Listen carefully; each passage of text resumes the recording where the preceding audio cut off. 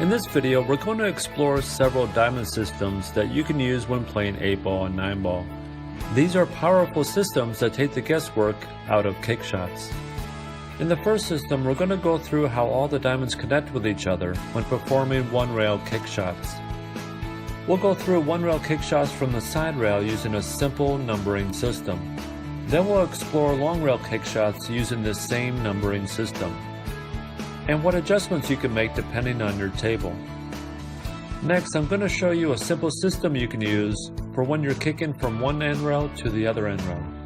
Then I'm going to show you how you can use side spin to send the cue ball to a specific spot on a rail. Just by using one tip of side spin to maximum side spin, you're going to be able to send that cue ball to specific targets along the side rail. This is a great system that is used by the best players in the world. And once you master this, you can combine it with other systems to really increase your kicking ability. Next, we'll explore a one-rail kicking system that uses very little math.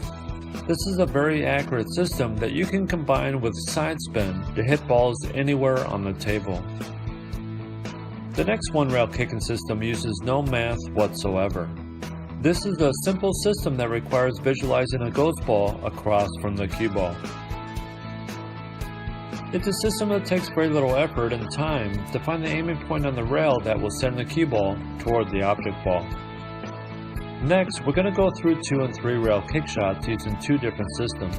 In the first system, we'll be sending the cue ball off the end rail, then the side rail toward our object ball. This is a system that's been around a long time and is used by players all over the world. It requires just a simple formula for finding your path toward the object ball. In the next system, we're going to be going off the side rail first and then the end rail toward our object ball. This system is not only extremely accurate in going 2 rails toward our object ball, but it's also extremely accurate when you have to go 3 rails to hit your ball. And I'm also going to show you how you can use these systems for going 3 rails toward the corner pocket, no matter where the cue ball is. This system also works for sending the cue ball toward specific numbers on the side rail for position. Next, we're going to be visited by world champion Mike Massey, who will demonstrate 2 systems that he's been using for years when playing 8-ball and 9-ball. These are systems that require no math whatsoever and are very easy to learn. We'll go through several examples using game situations to demonstrate how powerful these systems are. And we're also going to explore a system for kick shots using a simple measuring system. This is a fun, easy system that you'll be using over and over again in tournaments and leagues. So if you're ready to get started, let's begin with one-rail kicking systems. In this first phase, I'm going to show you how all the diamonds connect with each other. In this first example, we're going to be kicking toward the bottom left corner pocket. And when using this system, whatever pocket you're kicking toward becomes 0. And the diamond next to this pocket will be 10. The next diamond is 20. The side pocket is 40. And the other corner pocket will be 80. The diamonds on the opposite rail will be numbered exactly the same. And this is all you have to remember. Let's say the cue ball is here by the second diamond, which we know is 20. So how do we shoot at the opposite rail to send the cue ball to 0? Well, what we do is we cut 20 in half and we get 10. So if we were to shoot the cue ball toward 10, the cue ball would head toward 0.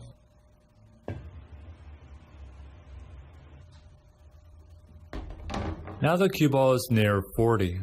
Half of 40 is 20, so if we aim at 20, the cue ball should head toward 0.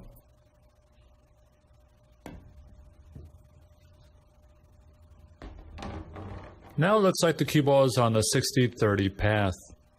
And when we talk about the cue ball being on a path, the path is created from diamond to diamond, not the cushions in front of the diamonds. For instance, here the cue ball is on the cushion in front of the second diamond. At first it looks like the cue ball is on the 20-10 path.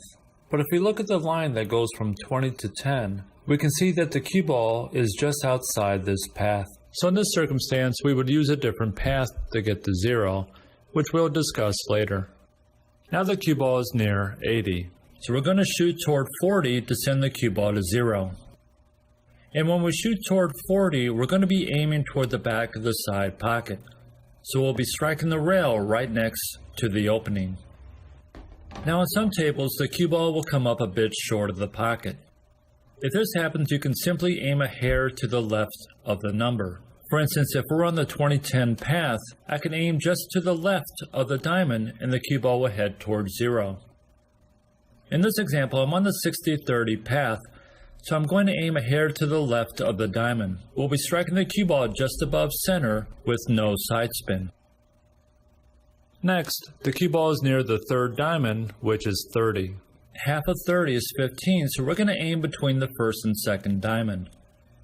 And when you try this kick shot, place a piece of chalk between both diamonds to represent 15. Now just aim at the chalk and the cue ball should head toward the corner pocket. Now the cue ball is near the fifth diamond, which is 50. Half of 50 is 25, so we're going to aim between the second and third diamond on the other side rail. Once again, you may want to place a piece of chalk on the rail to represent 25. This time the cue ball is near 70, so we need to aim toward 35 on the other side rail.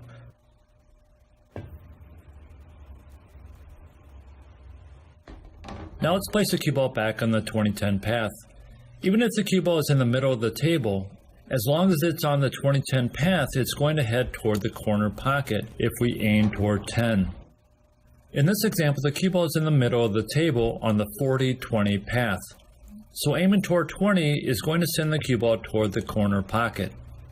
Even if the cue ball is near the other side rail, it will still travel towards 0 if we aim at 20. Now this time the cue ball is between the first and second diamond. And when this happens, I'm going to show you how to find the path the cue ball is on. Since the first diamond is 10 and the second diamond is 20, then 15 will be between both diamonds. And here's how the numbers break down between the diamonds. So now if we look at the cue ball position, it looks like it's on the 18-9 path. So if we aim the cue ball toward 9, it's going to head toward the corner pocket. In this example, the cue ball is between the 5th and 6th diamond.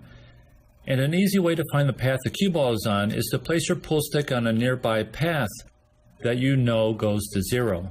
In this case, we're going to place our pull cue on the 50-25 path. Now we're going to slide it over to another path that we know goes to 0, the 54-27 path. And now we can see the cue ball is directly under the cue stick, which means this is the correct path. Shooting the cue ball toward 27 will send the cue ball to 0. This trick of using your cue stick to find the cue ball's path will work no matter where the cue ball is. For instance, in this example, the cue ball is in the middle of the table. And the first thing we'll do is place the cue stick on a nearby path, 70-35. And now we can see that the cue ball is close to being on this path. So we'll slide the cue stick over just a bit to 68-34. And now we can see that this will work for sending the cue ball to 0. A good practice drill for this system is to place 5 balls in a row on one half of the table. Now, one by one, find the path each ball is on and try to make it in the corner pocket. In this drill, my first shot is on the 10-5 path. The next ball is on the 18-9 path. Remember, if your table is playing a bit short, after you find the correct path, then aim just a hair to the left of your aiming point. This third shot is on the 24-12 path. The fourth ball is on the 32-16 path. And the fifth ball is on the 42-21 path. Keep practicing this drill until you can pocket all 5 balls without a miss. Once you can pocket several balls in a row, try placing a few balls across both halves of the table. Take your time when you practice this drill. A good idea is to place each ball on a sticker. That way, if you miss the corner pocket, you can double check your path to find out what went wrong. Also, be aware of your speed. Striking the cue ball too hard will shorten the angle.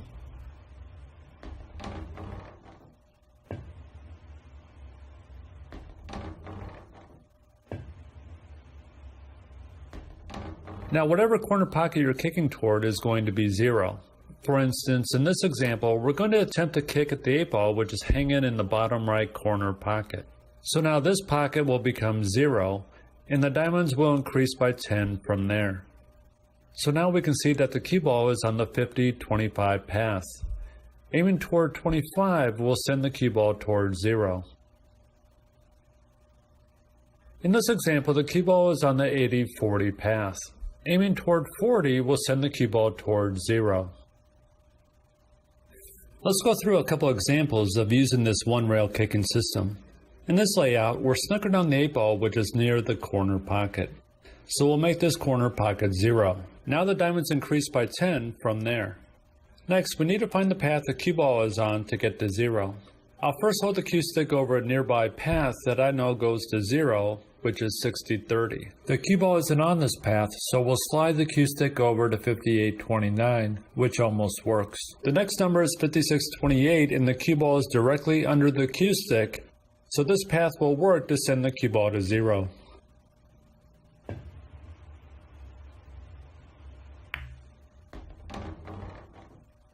Here's another example of kicking at the 8 ball, which is near the corner pocket.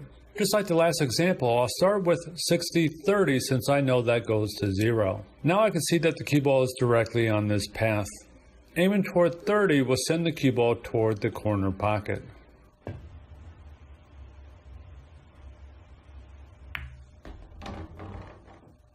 In this example, the ball I'm kicking at, the 1 ball, is near the other corner pocket. So this pocket now becomes 0, and the diamonds increase by 10 from this pocket. I'll first start with a path I know goes to 0, which is 40-20. The cue ball is close, so I'll move the cue ball over to 42-21, then 44-22, and finally 46-23. And the cue ball is directly on this path. Aiming toward 23 will send the cue ball toward 0. As we mentioned earlier, whatever pocket you're kicking toward is going to be 0. So if the ball you're kicking at is near the side pocket, then the side pocket will become 0, and the diamonds will increase by 10 from that pocket. So if the cue ball is here, we can see that it's on the 20-10 path. Aiming toward 10 will send the cue ball toward the side pocket. In this example, the cue ball is on the 30-15 path.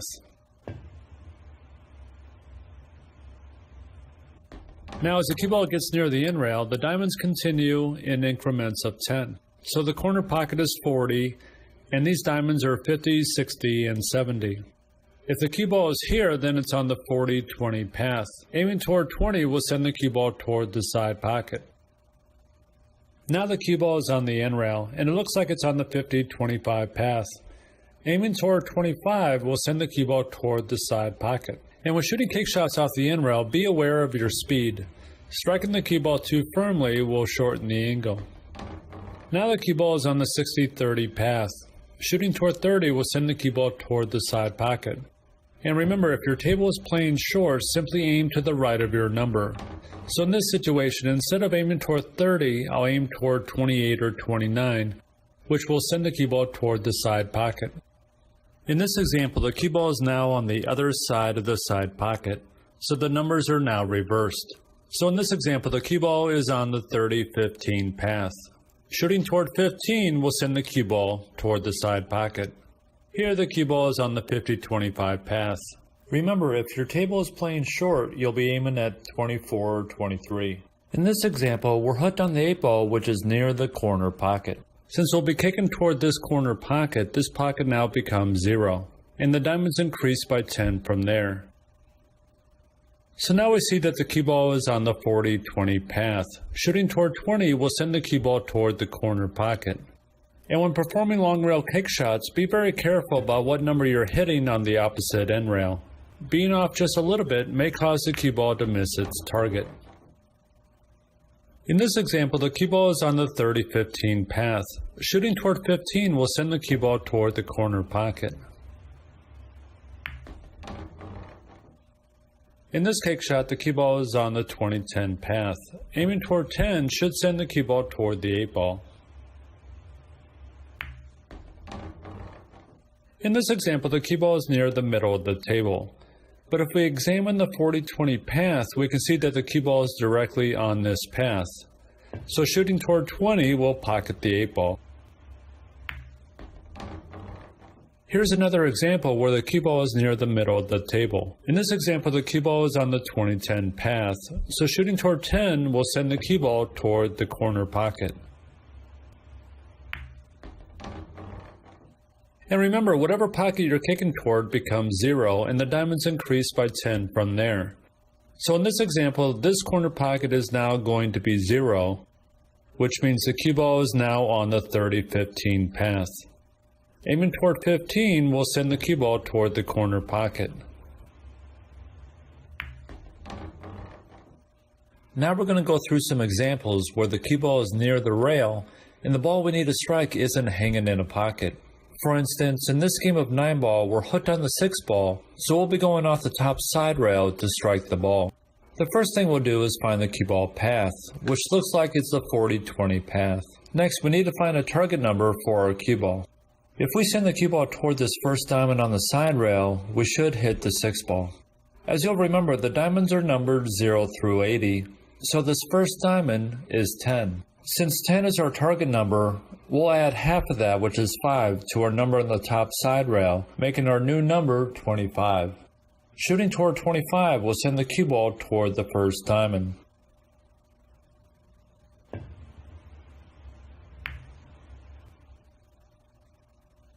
In this next example, the ball we're kicking at is about a diamond from the side rail. Even though our object ball isn't near the rail, it's still fairly easy to find our target number. The first thing we'll do is find our cue ball path, which in this case is 50-25. Next, we'll pick a target on the side rail, and we'll be picking a target number that if we send the cue ball toward it, the cue ball should strike our object ball. Let's try 20 and see if that works. Since our target number is 20, we'll add half of that, 10, to our number on the top side rail. So our new number is 35. And if you want to check to see if this path works, hold your cue stick over the 20 diamond and point it toward the point on the cushion the cue ball will strike when it heads toward 35. Since the cue ball is usually traveling at an angle, it's not going to hit the cushion in front of our numbers.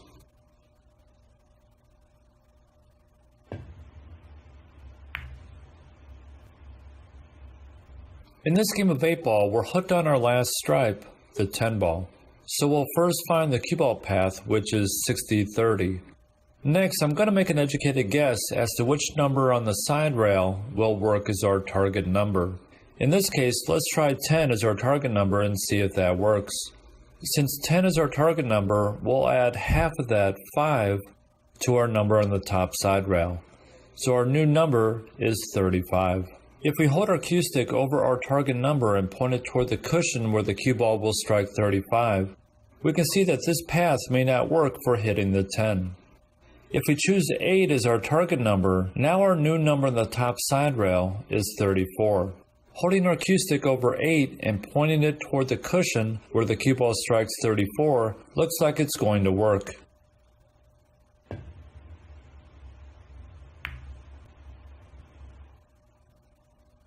In this example, we're playing 8-ball and we're hooked on our last 2 balls, the 4 and 6 ball.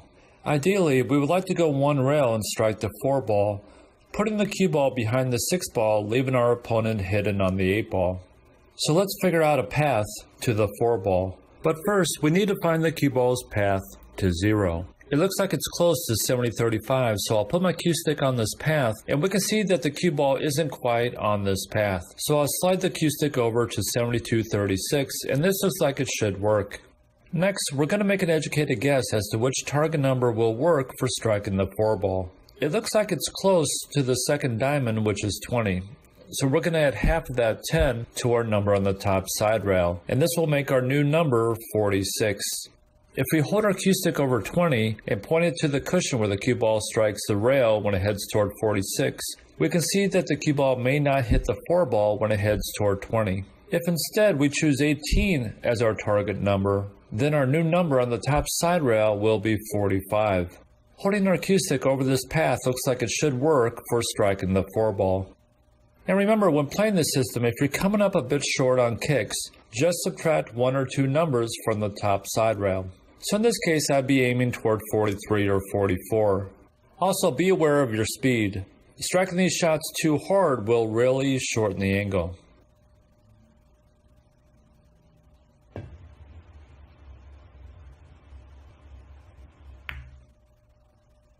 This system also works for when the ball we need to strike is near the side pocket. So in this example, the cue ball is on the 34-17 path toward the side pocket. The ball we need to strike is near the first diamond, so we'll make our target number 10. Adding half of that 5 to our number on the top side rail gives us 22.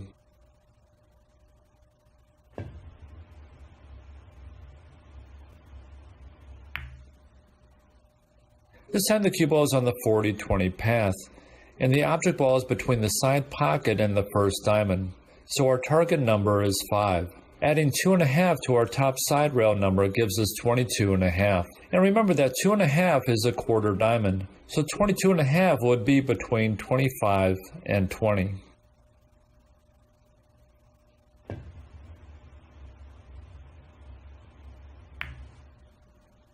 And it's the same system for when you are performing long rail kicks.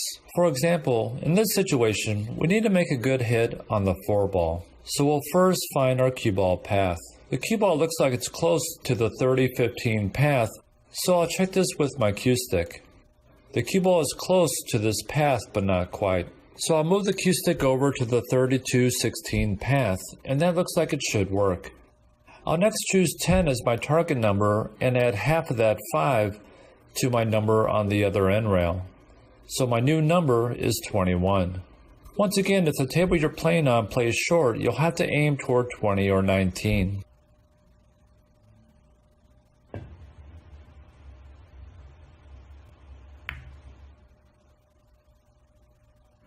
In this game of 8-ball, I'm hooked on the 8-ball, which is near the corner pocket. I'll first find the cue ball path, which looks like it's the 40-20 path. I'll place my cue stick on this path, and we can see that this is close to working. I'll move the stick over to the 38-19 path, and this looks like it should work. Next, we'll pick a good target number for the 8-ball. It's close to the corner pocket, which is 0, so I'll try 4 as my target number. I'll add half of 4, which is 2, to 19, giving us 21. Holding the cue stick over 4 and pointing it toward the cushion where the cue ball will strike 21 looks like it's a good path for not only hitting the 8-ball, but possibly making it in the corner pocket.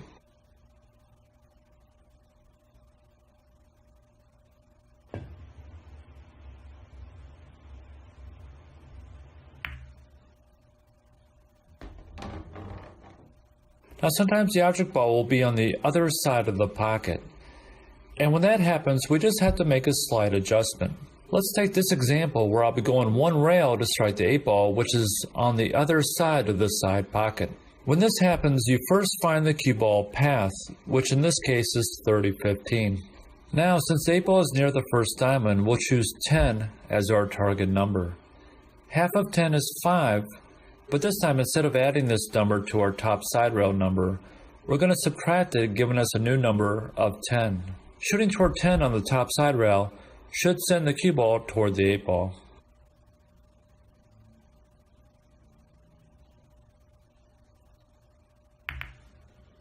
In this 9-ball game, we're hooked on the 5-ball, which is close to the side pocket. Ideally, we would like to pocket the ball, so the first thing we'll do is find the path the cue ball is on.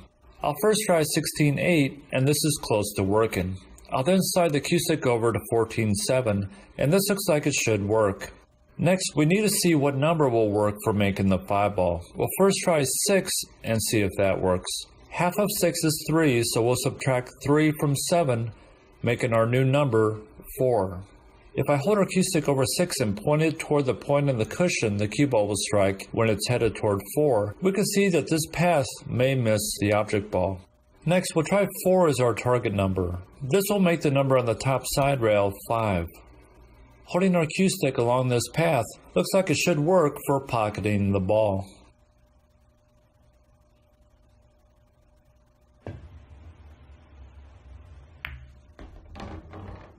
In this situation, we're playing 8-ball and we're hooked on our last ball of the 8-ball, which is near the pocket on the end rail. So the first thing we'll do is find the path the cue ball is on. I'll first hold the pull cue over 30-15, and we can see that this is close to working. I'll slide the cue stick over a little bit to 28-14, and it looks like the cue ball is on this path.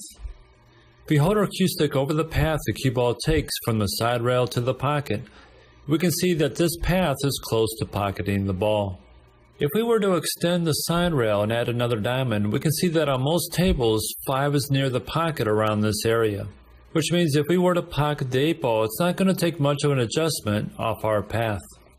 If we select 2 on the other side of the corner pocket, that means we'll be subtracting 1 from 14, giving us 13. If we hold the cue stick over 2 and point it toward the point on the rail, the cue ball will strike. When we shoot toward 13, we can see that this will definitely work to pocket the 8 ball. Remember, if your table is playing short, just subtract one more number, meaning you would be aiming toward 12.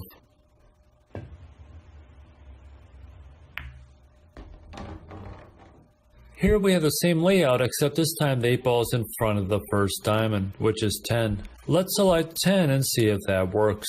We already know the cue ball is on the 28-14 path. Since 10 is our number, we'll subtract 5 from 14, giving us 9.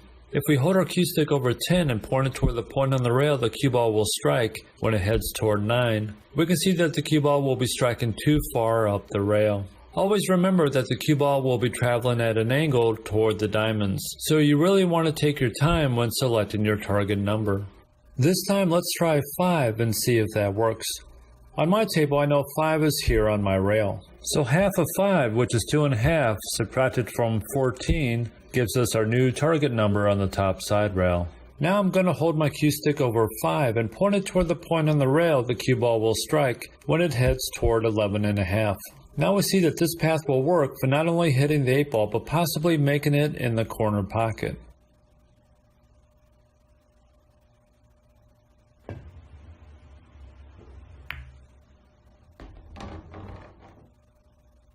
In this game of 9 ball, our opponent has hooked us on the 5 ball. I'll first find the cue ball path, then I'm going to find the target number. The cue ball is between the 3rd and 4th diamond on the bottom side rail, so I'm going to try 34-17 and see if that works. This is close, so I'm going to slide the cue stick over to 36-18, and this path definitely works. Next, the 5 ball is between the 2nd and 3rd diamond, so I'll first try 24. So we'll subtract half of 24, which is 12, from 18, giving us a new path number of 6. Holding our pull cue over this number and pointing it to the point on the rail the cue ball will strike when it heads toward 6, we can see that this won't work. Next, I'll try 20 and see if this works. Holding my cue stick over this path, it looks like it should definitely work.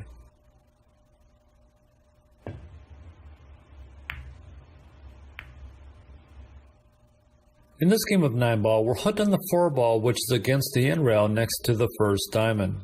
Before picking our target number, let's find the cue ball path to 0.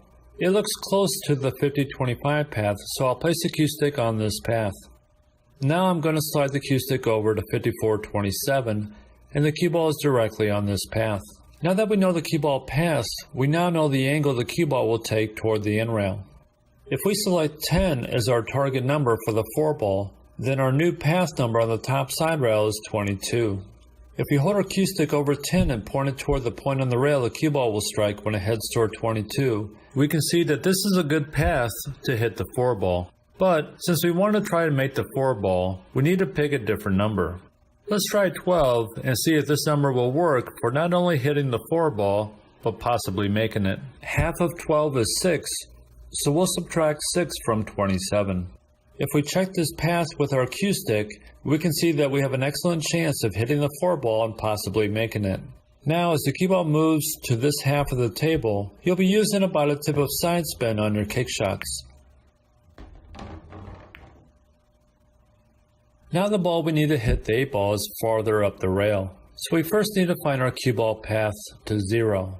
The cue ball is close to the 60 diamond, so let's try 60-30 first and see how close this is to working. Now I'll slide the cue stick over to 62-31, and that looks like it should work. The 8 ball is near 20, so let's see if 20 will work as our target number.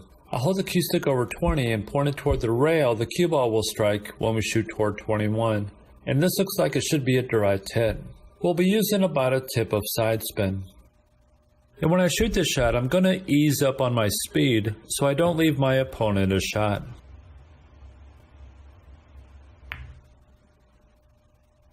In this game of 8-ball, we're hooked on the 8-ball, but the good news is that it's not too far from the corner pocket. If we can figure out our path, we have a pretty good chance of making it and winning the game. Before I find my target number, I need to find the cue ball path to 0. The cue ball is close to 70, so let's see if 70-35 works as our cue ball path. This is close, so I'm going to move the cue stick slightly to 72-36. And this looks like it's right on. Now that we know this path, we'll select a target number on the end rail. The 8-ball is in front of the first diamond, so let's try 10. Holding my cue over 10 and pointing it toward the point on the rail the cue ball will strike when we shoot toward 31, we can see that this may not work, but it's close. Next, I'll try 8 as my target number. Checking this path with my cue, it looks like it will head toward the rail at the correct angle to strike the 8-ball.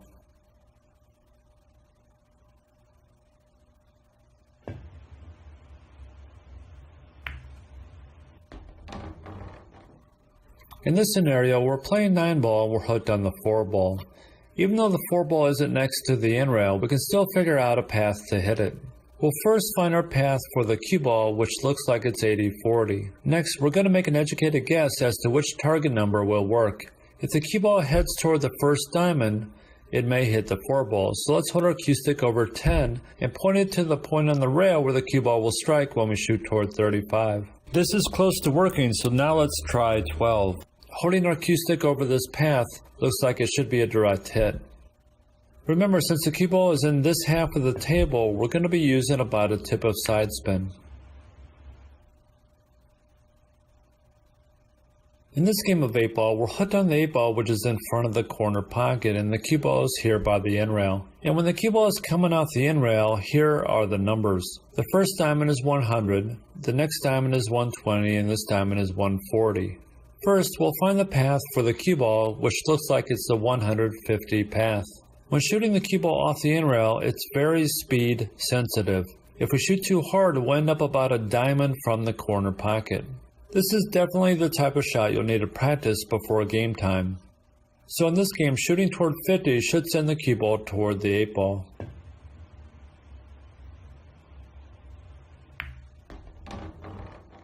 Here's a drill for practicing your end rail kick shots toward the corner pocket. We're going to place 4 balls near the end rail. The first ball is on the 90-45 path. This ball is on the 150 path. This ball is on the 110-55 path. And this ball is on the 120-60 path. The goal on this drill is to send each ball toward the corner pocket. If the ball misses the pocket but still makes contact with the points of the pocket, it's still a successful kick. The 90-45 path can be made on most tables with just center high. And you can use a medium to medium fast speed when you try this shot. The 150 path requires about a tip of side spin. The 110-55 path requires a little less speed and a touch more side spin. The 120-60 path requires a slower speed with even more side spin. Practice shooting these angles a few times so you can develop a feel for what speed you'll need as well as how much spin will be required. In this game, we're playing 9-ball and the 3-ball is on the side rail near the corner pocket, and the cue ball is on the 150 path. Even though the 3-ball is next to the first diamond, which is 10, we're going to choose a lower number since the cue ball will be traveling at an angle toward our object ball. Let's try 8 as our number and see if that works. Since we're shooting out the end rail, we're only going to use a quarter of the target number. So in this case, we'll be adding 2 to 50, giving us 52. Now we'll check this path with our pull cue, and we can see that this path should work to hit our object ball and possibly make it.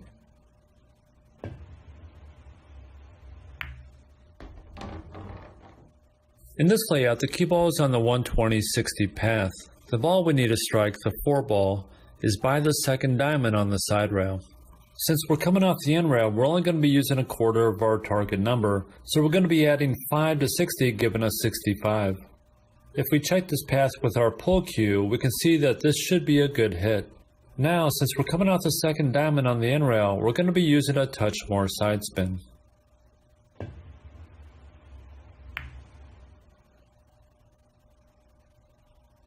In this example, we're playing 9-ball and we need to pocket the 5-ball, which is hanging in the corner pocket. So I'm going to first find the cue ball path. It's above the 150 path, so I'm going to move the cue stick up to 110.55, and this looks like it should work.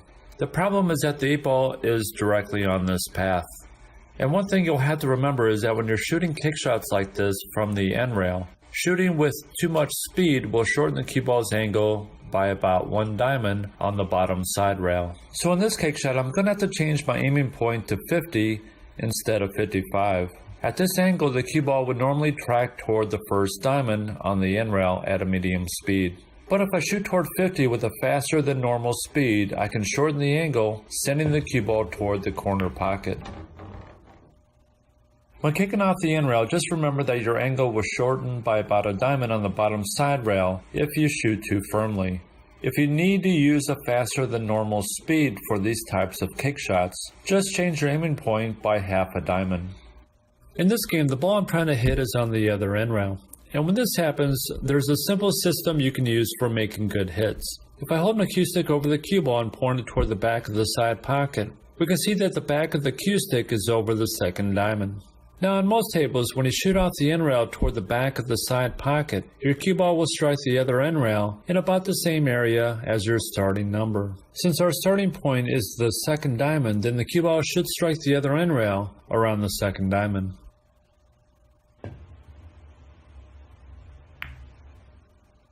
Now I'm going to move the 6-ball to the first diamond and place the cue ball on the path between the first diamond and the back of the side pocket.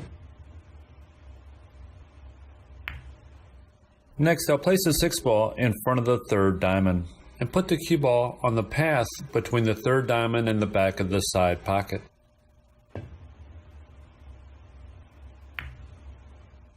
When you first get on a table, it's a good idea to set up this shot, where the cue ball is on the path between the second diamond and the back of the side pocket. If you shoot this shot and it ends up below the second diamond, then you'll need to use a touch of running English when performing these kick shots.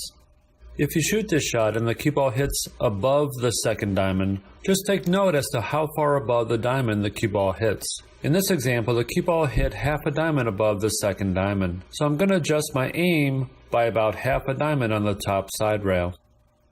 Here the cue ball is on the same path, but this time the object ball is by the first diamond.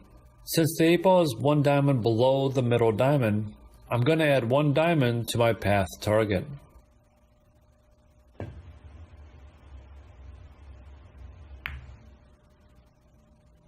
If the ball we need to strike is a diamond above the middle diamond, as in this example, then we're going to subtract 1 diamond from our path target. On some tables, it's difficult at this angle to aim toward the third diamond because of the point of the side pocket. So in these shots, you're going to be aiming to hit the rail right next to the side pocket.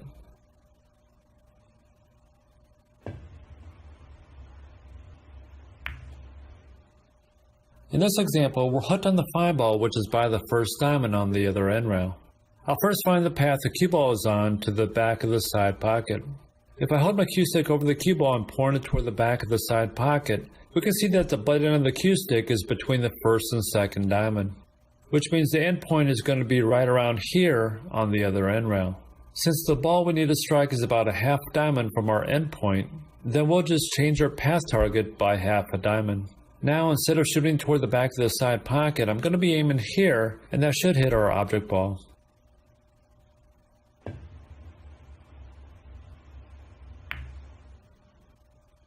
In this game of 9-ball, our opponent has us hooked on the 4-ball.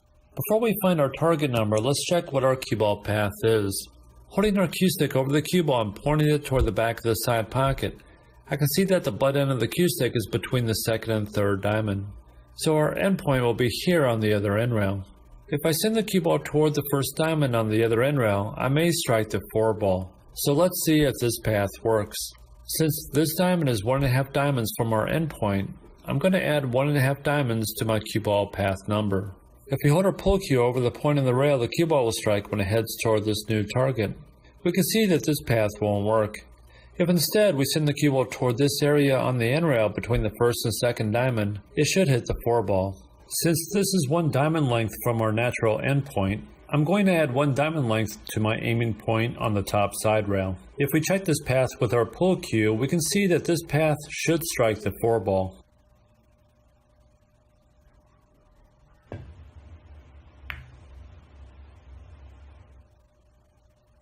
Earlier, we examined long rail kick shots where both the object ball and cue ball were on the same end rail. This time the cue ball will be coming off the side rail. Since the ball we're trying to hit, the 8-ball, is in front of the corner pocket, then this pocket becomes 0, and the diamonds increase by 10 from there. As we round the corner, the diamonds start increasing in increments of 5. So this diamond is 50, the side pocket is 60, and this diamond is 70. If we examine the cue ball's path with our pull cue, we can see that it's on the 50-25 path. Shooting toward 25 should send the cue ball toward the 8-ball.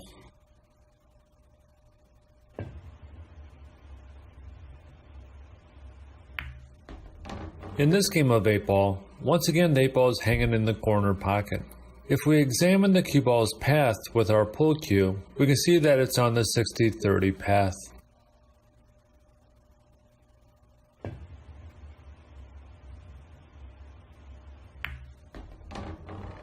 Let's examine another 8-ball layout. In this game we're once again hooked on the 8-ball. First, let's find our path to 0 for the cue ball. It looks close to the 60-30 path, so we're going to check this path with our pull cue. This is close to working, so I'm going to move the cue stick down to 56-28, and this looks like it should work. Now let's check the path the cue ball will take from the end rail toward the corner pocket. The cue ball will be striking the end rail here as it heads toward 28. So we'll hold our pull cue over the corner pocket and point it toward this area on the end rail. And it looks like the 8-ball is directly on this path.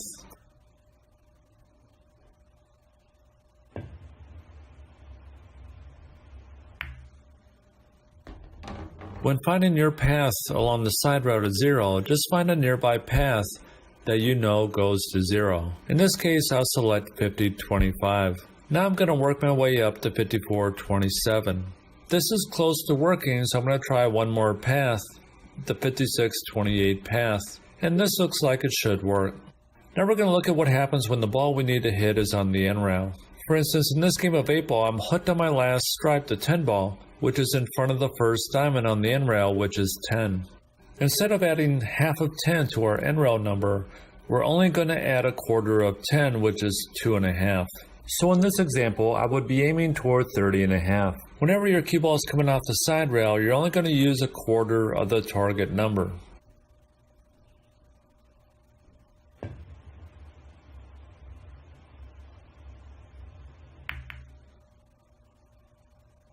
This time the ball we need to strike is in the middle of the table. I'll first find my cue ball path to 0.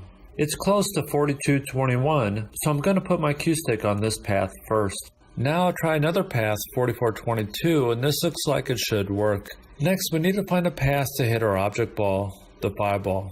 If we send the cue ball to 0, this path isn't too far from the 5-ball. If we make 4 our target number, that means we're only going to add 1 to our end rail number. If we check this with our pull cue, we can see that it's a direct hit.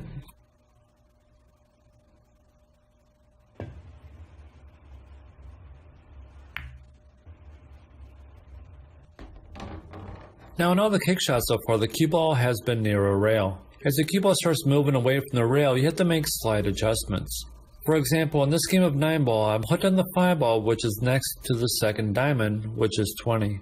The cue ball is on the 40-20 path, so adding 10 to 20, we get 30, which is our new target on the top side rail. Now we have the same layout, except now the cue ball is in the middle of the table. And when this happens, you're only going to be using a quarter of your target number, so we'll be adding 5 to 20, giving us 25. So as the cue ball starts moving away from the rail, you just have to change your numbers slightly. As we already know, when the cue ball is on the rail, you'll be adding half of your target number to the number on the other side rail. For instance, in this example, the cue ball is on the 50-25 path, and we'll be using 8 as our target number. Since the cue ball is on the side rail, we're going to add half of 8, which is 4, to 25, giving us 29. As the cue ball starts moving away from the side rail, the number we're going to be adding to the top side rail will become smaller and smaller. If the cue ball is in the middle of the table, instead of adding 4 to the top side rail, we're only going to be adding half of 4, which is 2. If the cue ball is 1 diamond away from the side rail, the number I'll be using will be between 2 and 4, so I'll be adding 3 to the top side rail. If the cue ball is 3 diamonds away from the side rail, then I'll be adding between 2 and 0 to the top side rail, so I'll be adding 1 to our aiming number.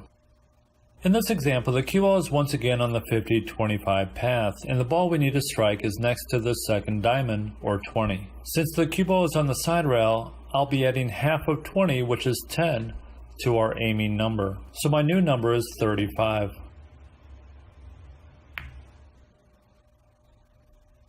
Now the cue ball is in the middle of the table. And as we learned, when the cue ball is in the middle of the table, you're only going to be using half of your number.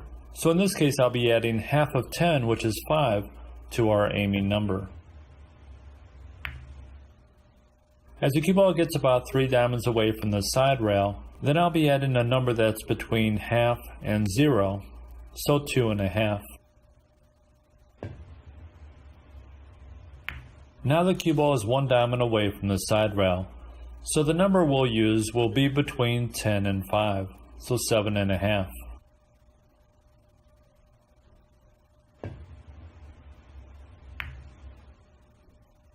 So in this example, the cue ball is on the 50-25 path. The ball we need to strike, the 5 ball, is in front of the first diamond. So we would add half of 10 to our top side rail number, giving us 30, and this path should send the cue ball toward the 5 ball.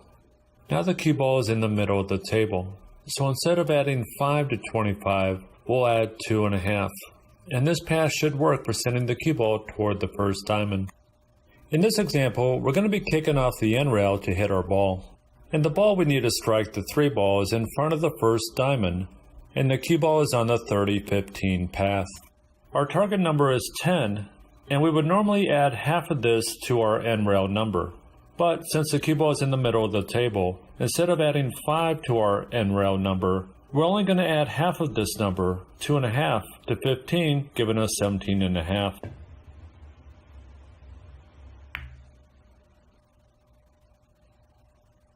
Now the 3 ball is in front of the second diamond, which is 20, and the cue ball is on the 40-20 path. So normally we would add 10 to 20, making our target 30.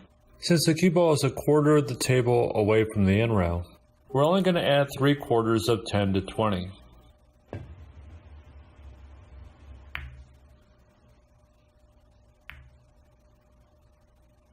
In this layout, the cue ball is on the 52-26 path. The ball we need to hit, the 8 ball, is near the first diamond, so we'll use 8 as our target number. If we look at the cue ball position, it's in the middle of the table, so instead of adding 4 to our path number, we're going to add 2.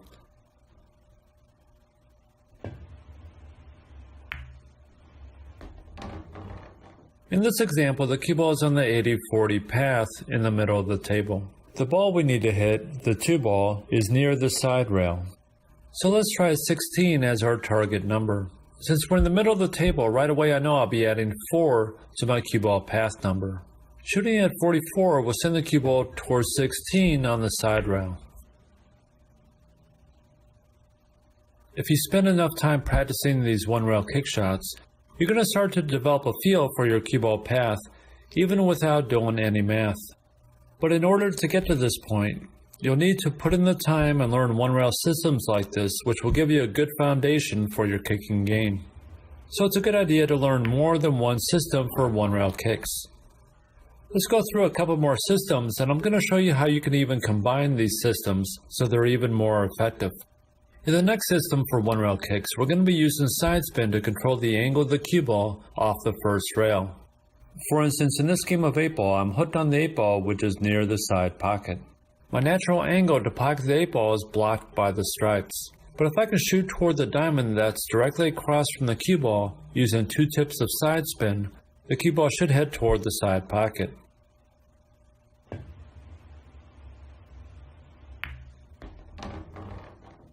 And if the ball I'm hitting is 1 diamond away from the cue ball, like in this example, then I'll shoot directly across to the other side rail using only 1 tip of right side spin.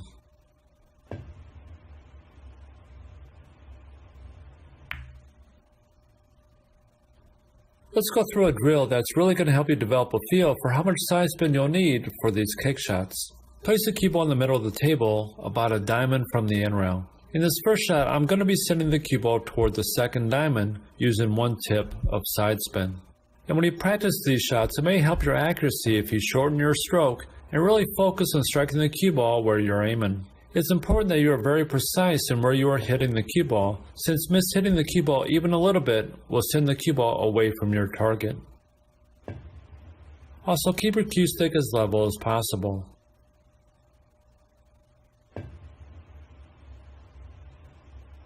It may help to use a cue ball aid like this to help you zero in on where you need to strike the cue ball. And this will help make it easier to hit that spot over and over again. Once you have this shot down, move on to 2 tips of side spin, which will send the cue ball toward the third diamond. Make sure you really focus on striking the cue ball with just the right amount of side spin. It takes a few shots before you start to develop a feel for how much side spin it will take to send the cue ball toward your target. So spend some time with each of these shots. Next, move on to the next shot where you're going to be sending the cue ball 2.5 diamonds away. This shot requires maximum side spin, which means pushing your tip as far out as possible on the cue ball.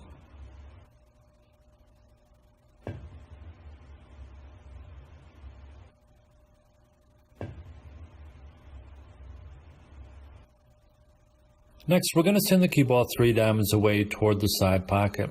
This shot requires maximum side spin and an angled cue stick, so the tip will be hitting just below the cue ball.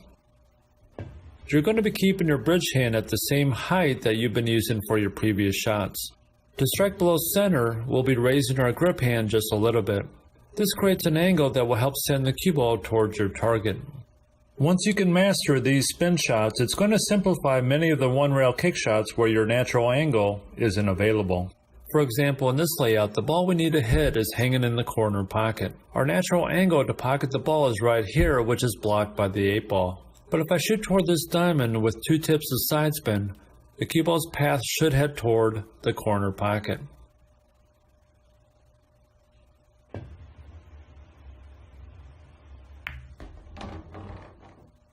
And sometimes we'll need to add or subtract from our target on the top side rail to hit our object ball. In this game of 9 ball, I'm hooked on the 5 ball, which is hanging in the corner pocket.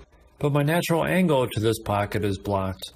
If I aim straight across at the top side rail toward this spot with maximum side spin and an angled cue, I can send the cue ball 3 diamond lengths down the table to here. This will come up about 4 numbers short of the corner pocket. So half of 4 is 2, so I'm going to aim 2 numbers to the right of my target on the top side rail, and that should send the cue ball on the correct path.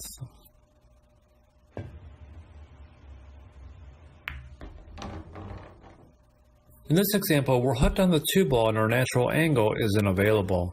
If we were to shoot straight across at the top side rail with maximum side spin and an angled cue, our cue ball's path would head toward this area on the bottom side rail. Since this is about 2 numbers short of our object ball, we're going to add 1 number to the right of our top side rail target.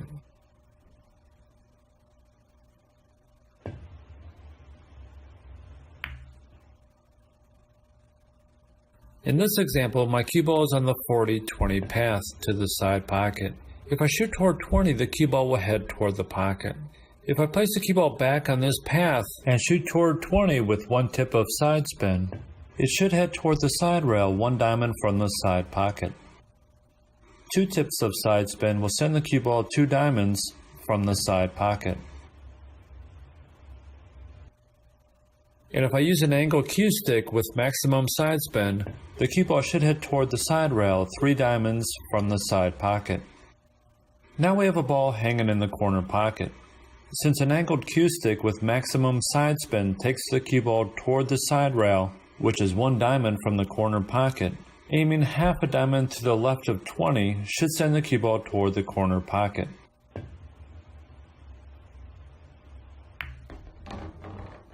Let's go through another system for one-rail kicks, and I'm going to show you how to combine it with the previous system of using side spin. Using these 2 systems together is really going to improve your one-rail kicking. In this system, we're going to hold our pull cue over the cue ball and point it toward one of the diamonds on the top side rail. In this case, I'm going to point it toward this diamond here, and this now becomes my target diamond.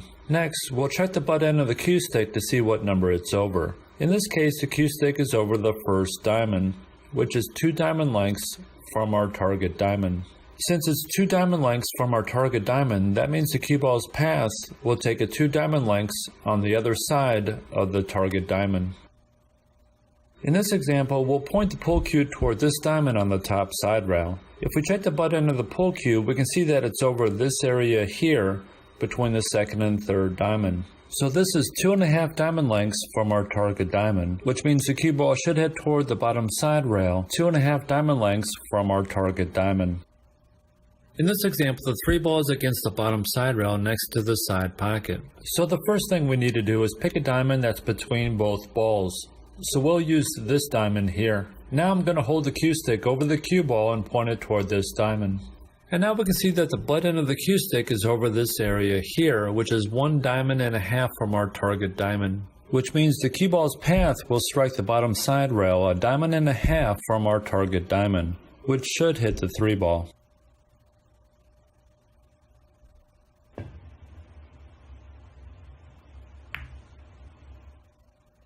So there are many instances that come up in cake shots during games where the object ball is directly on the cue ball track if you select the proper target on the top side rail. In this 9-ball game, we're hooked on the 5 ball. So first, we'll select a diamond that's between both balls. Next, I'm going to hold my cue stick over the cue ball and point it toward this diamond. Now we can see that the cue ball's starting point is 2.5 diamonds from our target number. So the cue ball's path will take it to this point on the bottom side rail. If we check this path with our cue stick, we can see that the 5 ball is directly on this path.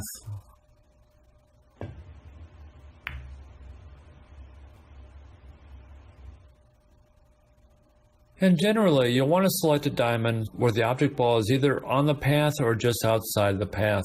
For instance, in this example, we know right away that if we select this diamond, the object ball will be quite a bit inside of the cue ball's path.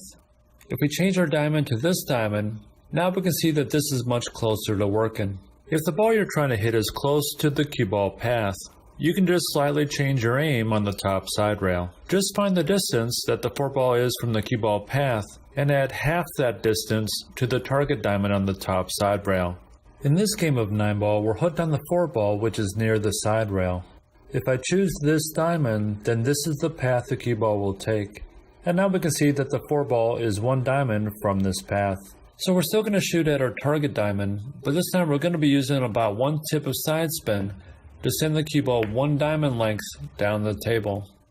Now the 4 ball is hanging in the corner pocket, which is 4 diamonds from our cue ball path. If we shoot toward our target diamond with maximum side spin and an angled cue, we can send the cue ball 3 diamonds from our cue ball path. But if we aim a half diamond to the right of our target diamond, we can send the cue ball toward the corner pocket.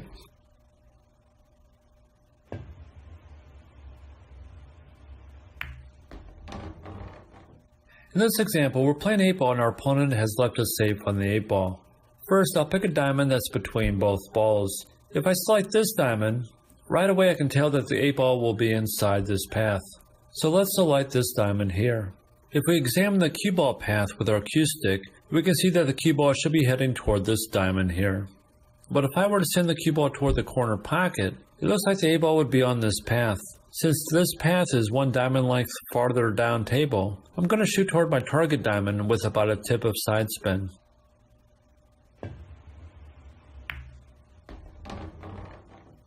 And there are times when you won't be shooting at a diamond. For instance, in this game of 9-ball, we need to make a good hit on the 5-ball, which is near the second diamond. If I choose this diamond to aim at, it will send the cue ball too far outside of the 5-ball. In this case, we can choose the point between both diamonds. If we hold our pull cue over the cue ball and point it toward this target on the side rail, we can see that the butt end of the cue stick is 2 diamonds from this target, which means the cue ball will head toward the bottom side rail between the first and second diamond, which should hit the 5-ball.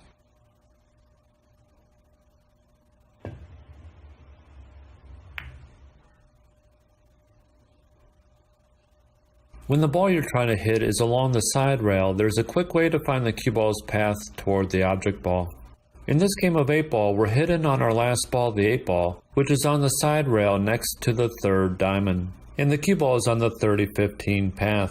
Holding our pull cue along the cue ball's track to 0, we can see that the 8-ball isn't that far from being on this path. If we take half of the distance that separates the 8-ball and pull cue, we can simply adjust our aim on the end rail using this same distance. Aiming toward this new target on the end rail should send the cue ball toward the 8-ball. Let's say the ball we need to hit is next to the second diamond, and the cue ball is on the 28-14 path. If we hold our pull stick along the cue ball's track to 0, we can see that the object ball is pretty close to being on this path. So it's not going to be that difficult to strike the object ball. I'll split the difference between the stick and object ball in half, and subtract that from my number on the end rail. Shooting toward this new target on the end rail should send the cue ball toward our object ball. In this example, the 8-ball is next to the side rail near the corner pocket, and the cue ball is on the 20-10 path. Checking the cue ball's path to 0, we can see that if we sent the cue ball toward the corner pocket, it would probably strike this side of the object ball. So it's not going to take much of an aiming adjustment to hit the 8-ball and possibly make it. If we aim just a hair to the right of our target number, the cue ball should head toward the 8-ball. Here's another example of the ball we're kicking at being on the cue ball path to 0. In this game of 9-ball, the cue ball is on the 20-10 path, and we need to strike our object ball with the 5-ball. Checking our cue ball path to 0, we can see that the 5-ball is on this path, and it looks like the cue ball should strike the side of the 5-ball, sending it toward the side pocket. So whenever the object ball is on the cue ball path to 0, it takes the guesswork out of kick shots, since you know exactly where to aim on the end rail. You can also use this system when the object ball is away from the rail. In this game of 9-ball, we're hooked on the 6-ball. So I'll first find the cue ball path to 0, and we can see that the 6-ball isn't that far from this path. So we'll take half of the distance between the 6-ball and cue ball path and adjust our aim on the end rail using this same distance. This time, however, we're going to adjust our aim on the other side of our target number, since the 6-ball is inside the cue ball's path. So when you're kicking at a ball, always check the cue ball path to 0 first. There are many times when the ball you're kicking at will be on or close to this path. And when this happens, you're going to have an excellent chance of striking the object ball, since you're no longer guessing as to what target number you need to hit. In this kicking system, we'll be going off the end rail and side rail to strike our object ball, which is the 1-ball. So the first thing we need to do is find what target number we need to send the cue ball toward to hit the 1-ball. And in this system, the diamonds are numbered 0 to 80. So now we see a good target number to strike the 1-ball would be 60. Next, we need to find a path for the cue ball. In this system, the diamonds on the end rail are numbered 30 to 70. And when you first practice this system, hold your cue stick over the cue ball and point it toward the first diamond, which is 30. Whatever number the butt end of the cue stick is over on the side rail is added to 30. So in this example, we would add 30 to 30, giving us 60. Which means if we shoot toward 30 with running English, the cue ball will head toward 60.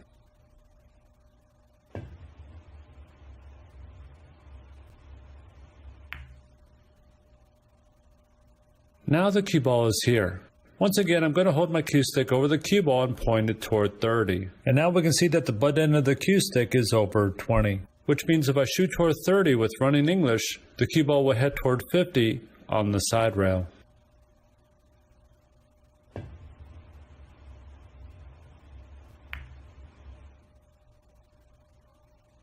In this example, our object ball, the 8-ball, is hanging in the corner pocket. If I hold my cue stick over the side rail and point it toward 30, we can see that the butt end of the cue stick is over 50. Shooting toward 30 should send the cue ball toward 80, which will pocket the 8-ball. Since we're sending the cue ball farther down table to 80, I'm not going to use as much side spin. In this example, the 8-ball is once again hanging in the corner pocket. So we'll hold the cue stick over the cue ball and point it toward 30. And now we can see that the butt end of the cue stick is over 25.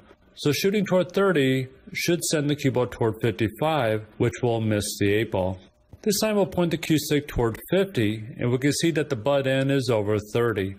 So shooting toward 50 with running English will send the cue ball toward 80.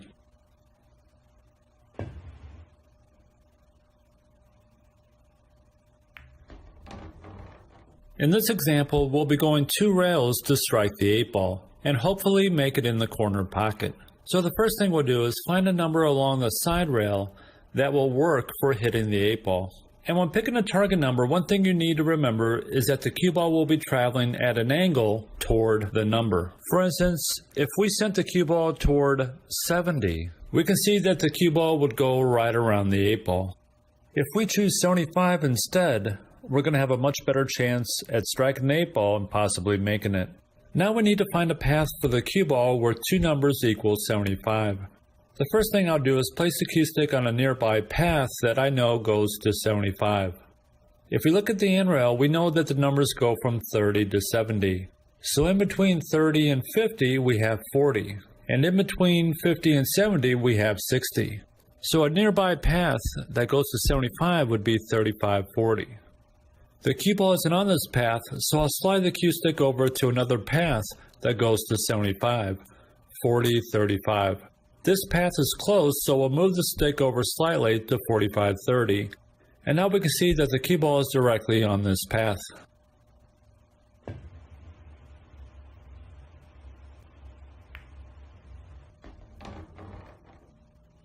One thing to remember is that when you are shooting toward the end rail at this angle, it's going to strike the side rail near the same area, depending on the side spin. For example, if we shoot toward the second diamond from this angle, it's going to strike the side rail around this area. So in the last example, we were shooting toward 30. And since our target number was 75, we didn't use as much side spin, so the cue ball is going to hit higher on the side rail around here. If we would have used more side spin, then the cue ball would have struck the side rail on the other side of the first diamond. Since we know the cue ball is going to strike the side rail somewhere around here, we can use our pull cue to check the path towards 75. In this situation, the cue ball is near the side rail and the ball we need to strike, the 1 ball, is right here. The first thing I'll do is pick a target number that I think would head toward the 1 ball. In this case, I'll choose 55. Even though the 1 ball isn't in front of 55, it should still work since the cue ball will be coming at an angle toward this number. So let's find a path that will send the cue ball toward 55.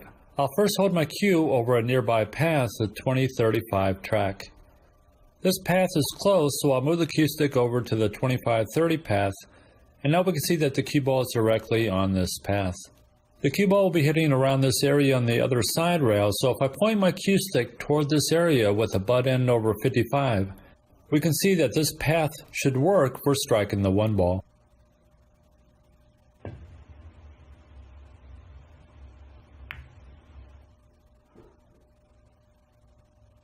Now our object ball, the 8 ball, isn't near the side rail, and when this happens, you have to make an educated guess as to which target number will work. In this example, I'm guessing that if the cue ball were to head toward the corner pocket, that the 8 ball would be on this path. So let's see if this number will work. Since our number is 80, we need to find a path for our cue ball. I'll first place the cue stick on a nearby path, 4040. This is closed, so I'll move the cue stick over to the 4535 path, and now we can see that the cue ball is on this path. Since we won't be using much side spin, the cue ball should hit the side rail around here. So I'll point my cue stick toward this area and hold the butt end over 80, and it looks like the 8 ball is directly on this track. And remember, when using this system, the higher the target number you need to hit, the less side spin you'll be using. So in this example, I'll let up on my side spin just a little bit, and that should send the cue ball toward 80, striking the 8 ball. In this situation, both the cue ball and the ball we need to hit, the 8 ball, are on the end rail. The 8 ball is in front of the second diamond. And when the ball you need to strike is along the end rail, here are the numbers you need to remember. The corner pocket, as we know, is 80. The next diamond is 100. The middle diamond is 120. And the third diamond is 140. Since the 8 ball is in front of the second diamond, our target will be 120.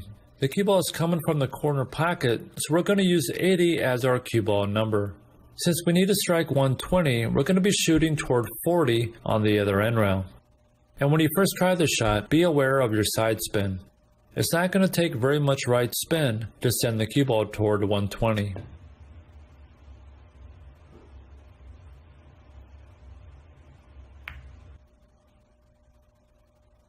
Now in this example, we're playing 8 ball and our last ball, the 10 ball, is on the in rail. So if we don't make a good hit, our opponent has ball in hand and we'll probably win the game. Ideally, we would like to softly strike the 10 ball, leaving our opponent a tough shot on his last ball. So in this example, it looks like we can use 100 as our target number. So let's see if this is going to work. We now need to find a path for the cue ball that leads to 100.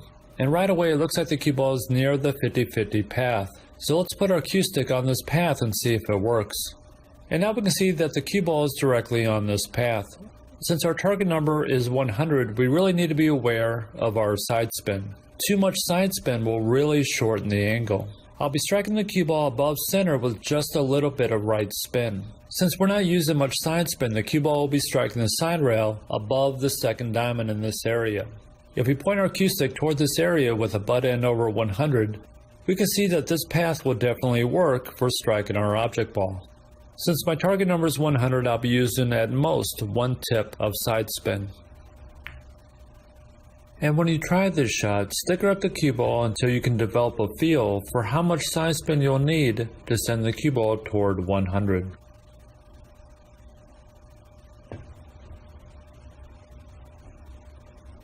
For instance, watch what happens when I use too much side spin.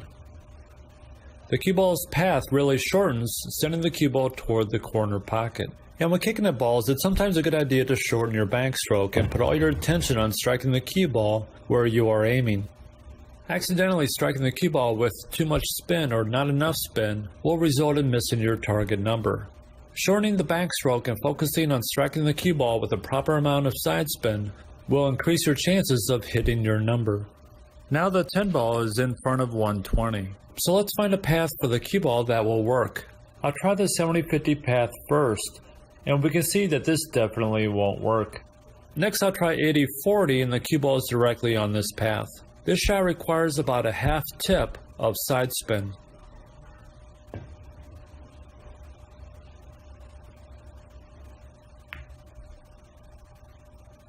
In this situation, the ball we need to strike is close to the cue ball. It looks like if we send the cue ball toward 90, we would strike the 8 ball. So let's find a path for the cue ball that goes to 90.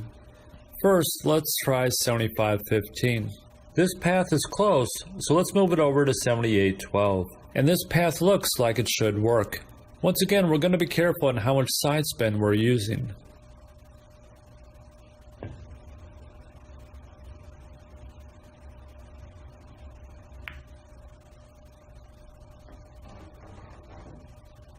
In this situation, we're playing 8 ball and our opponent has hooked us on our last ball, the 8 ball. So in this situation, we would choose 90 as our target number. Next, we need to find 2 numbers that equal 90. We'll first try 35-55. And this path is close, so we'll slide the cue stick over to 40-50. And it looks like this path will work for sending the cue ball toward 90. Since I'll be sending the cue ball to the other end rail, I'm going to be careful on how much side spin I'll be using.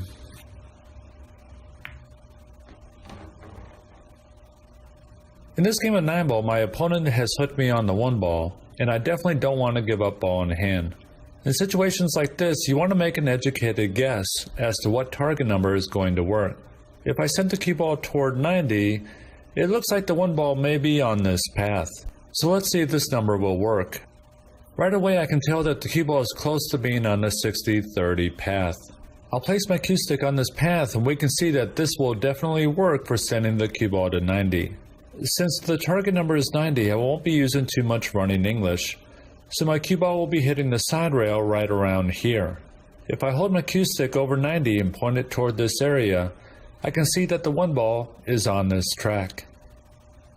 As with any type of pull shot, kick shots like this require a lot of practice, so you can develop a feel for the amount of side spin you're going to need. In this situation, we're playing 9 ball and we need to make a good hit on the 5 ball, which is in front of the first diamond on the end rail.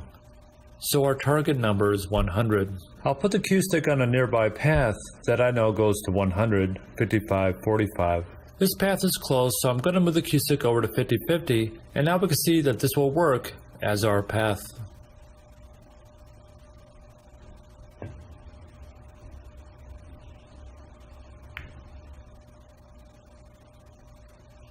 Sometimes the cue ball track will be a little harder to find. For instance, in this example, the target number is going to be 65. The cue ball looks like it's on the 25-40 path, so I'll check it with my pull cue. This is close to working, so I'm going to slide the cue stick over to 27-38. And when using numbers like this, you first want to imagine the halfway point between the diamonds. For instance, the halfway point between 30 and 50 is right here, so this is 40. The halfway point between 40 and 30 is right here, so this is 35. So now you know that 38 is going to be right around here, and 27 will be in this area here on the side rail.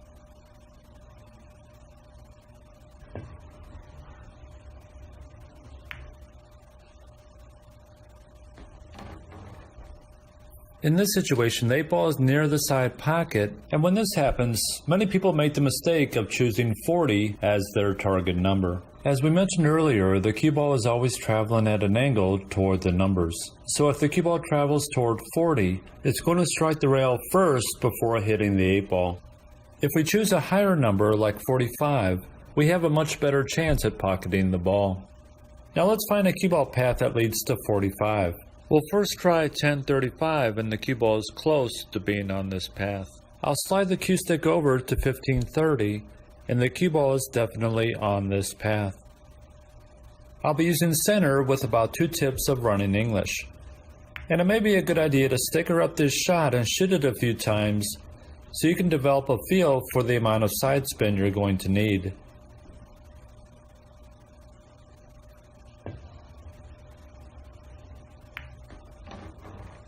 In this game, I'm hooked on the 8-ball and there's no clear path to this ball. I could go 2 rails, but the 13 ball is blocking this path. But if I can go off the rail to hit the 8-ball by sending the cue ball towards 70, I have a good chance of pocketing the ball in the corner pocket. Now we need to find 2 numbers that equal 70. I'll first try 30-40, and this path is pretty close. So I'll slide the cue stick over to 35-35. And this path looks like it will definitely work.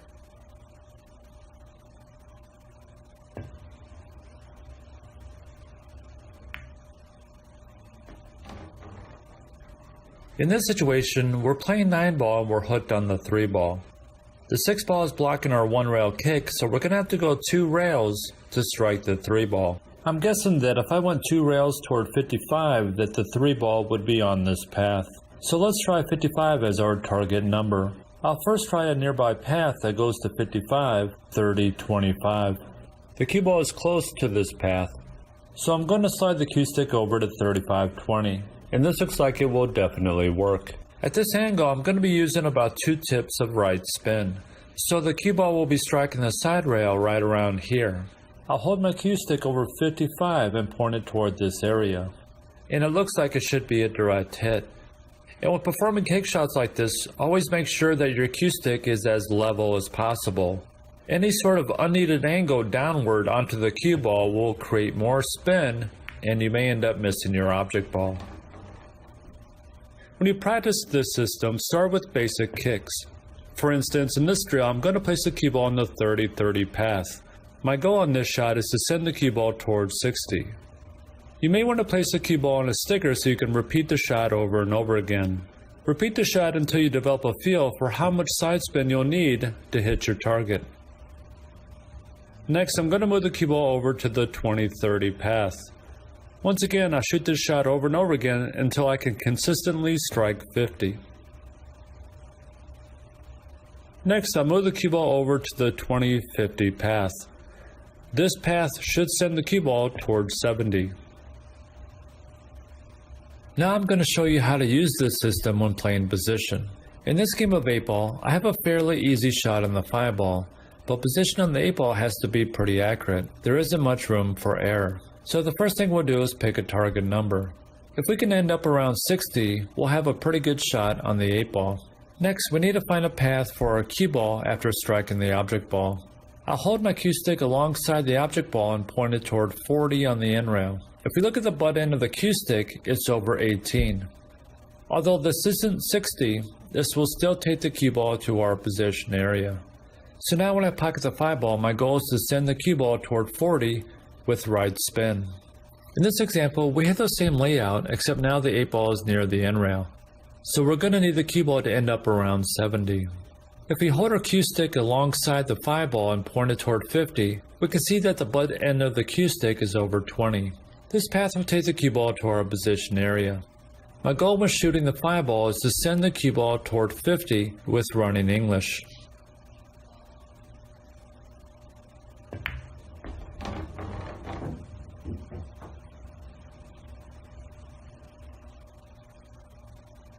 In this situation, I'm playing 8 ball and I'm on the 3 ball. The problem is that my last 2 solids are tied up.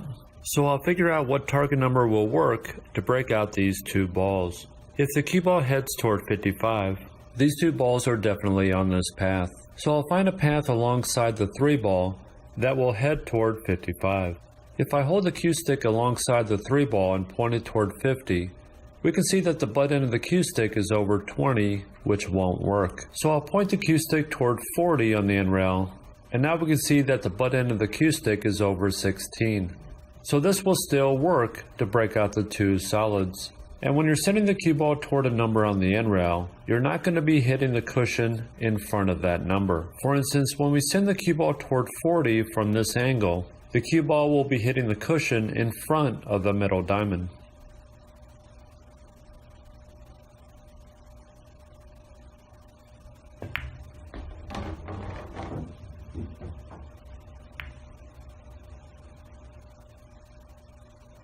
In the next system for 2-rail kick shots, we're going to be striking the side rail first and then the end rail to hit our object ball.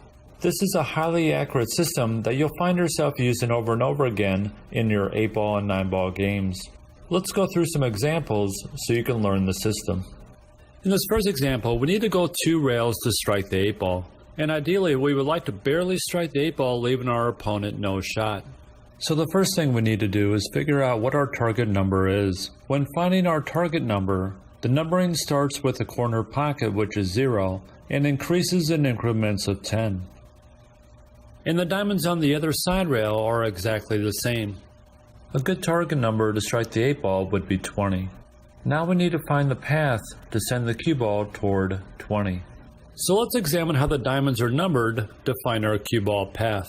The first diamond is 15 and the diamonds increase by 5 from there. So the side pocket is 30 and the corner pocket is 50. So what we're looking for are 2 numbers that equal 20, which is our target number. If we hold our cue stick over the cue ball and point it toward 10 on the other side rail, we can see that the butt end of the cue stick is over 30. Since the difference is 20, this path will work to send the cue ball toward the 8-ball.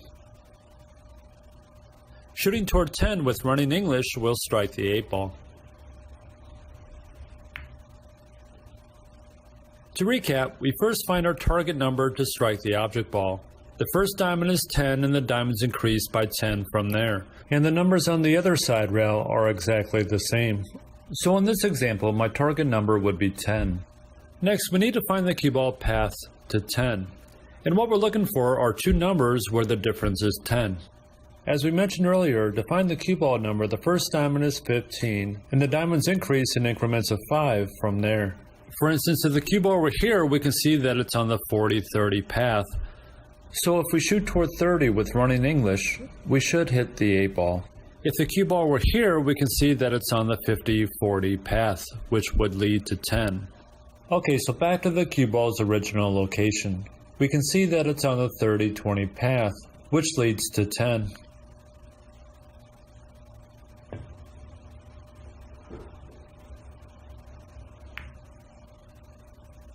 In this example, the ball we need to strike is by 30. An easy way to find a path for the cue ball is to place your cue stick on a nearby path that you know goes to 30. So in this case, I would place my cue stick here on the 40-10 path. The cue ball isn't on this path, but it's close. So I'll move my cue stick over to the 45-15 path, and now we can see that the cue ball is directly on this path. When you first practice this system, put the cue ball on simple paths. I'll first place each ball on the 30-10 path. And in these drills, I'm going to practice sending each ball to 20.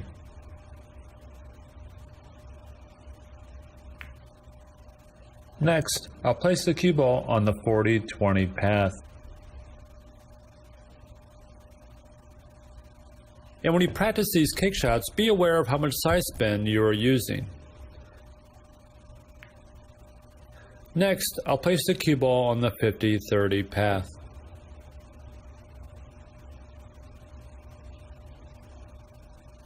In the next drill, I'll practice sending the cue ball toward 30 by placing the cue ball on the 35-5 path.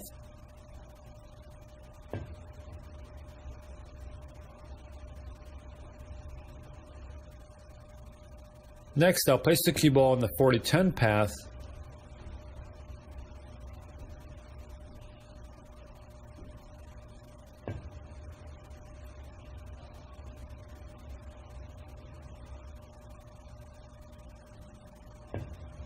Then I'll practice the 45-15 path, then the 50-20 path. As the angles change on your kick shots, you're going to notice that you'll have to make slight adjustments in how much side spin you need to use. Once you find the proper amount of side spin, really lock it in and focus on hitting the cue ball in the same spot, shot after shot. In this game of 8-ball, we're hooked on our last solid, the 5-ball, which is hanging in the side pocket. If we can pocket this ball, we have a good chance of winning the game. So the first thing we'll do is find our target number. Since the 5-ball is hanging in the side pocket, let's try 40 and see if that works. And it looks like the cue ball will be coming off the end rail. And when this happens, we continue the numbering from the corner pocket. So this diamond is 60, this diamond is 70, and this diamond is 80. Since our target number is 40, let's find a path for the cue ball that will work. Since the cue ball is close to the 60 diamond, let's try holding our cue stick over 60-20. And now we can see that the cue ball is directly on this path. Now one thing you have to remember is that the cue ball will always be traveling at an angle towards your target number. So if the cue ball came off the end rail toward 40, it would probably be striking the rail somewhere around here. And you can check this by holding your pull cue over 60-20 and moving it parallel over the 40 diamond. And now we can see that when the cue ball heads toward 40, it's probably going to miss the 5-ball. So we'll have to pick a higher number. Let's try 46 and see if that works. A nearby 46 path would be 61-15. Holding our cue stick over 61 and pointing it toward 15, we can see that this path will definitely work. Now if we move our cue stick parallel over 46 on the side rail, we can see that this should work for pocketing our ball. Sometimes, instead of moving your pull cue parallel to check the path, you can simply make an educated guess as to where the cue ball will strike on the end rail. Since we're heading toward 15 at this angle, the cue ball will strike somewhere around here on the end rail. Now we can hold our pull cue over 46 and point it toward this area.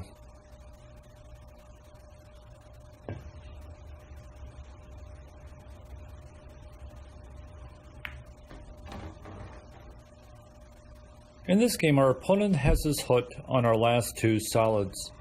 If we can go 2 rails and strike the 6-ball lightly, we can leave our opponent hooked on his stripes. So the first thing we'll do is find a target number. Let's try 10 as our number. Next, we need to find a path for our cue ball that will lead to 10. I'll first try a nearby path that I know goes to 10, 70, 60. This path is close to working. Next, I move the cue stick toward the cue ball and try 68-58, and this looks like it should work. If we were to move the cue stick parallel and hold it over 10, we can see that this would be a direct hit.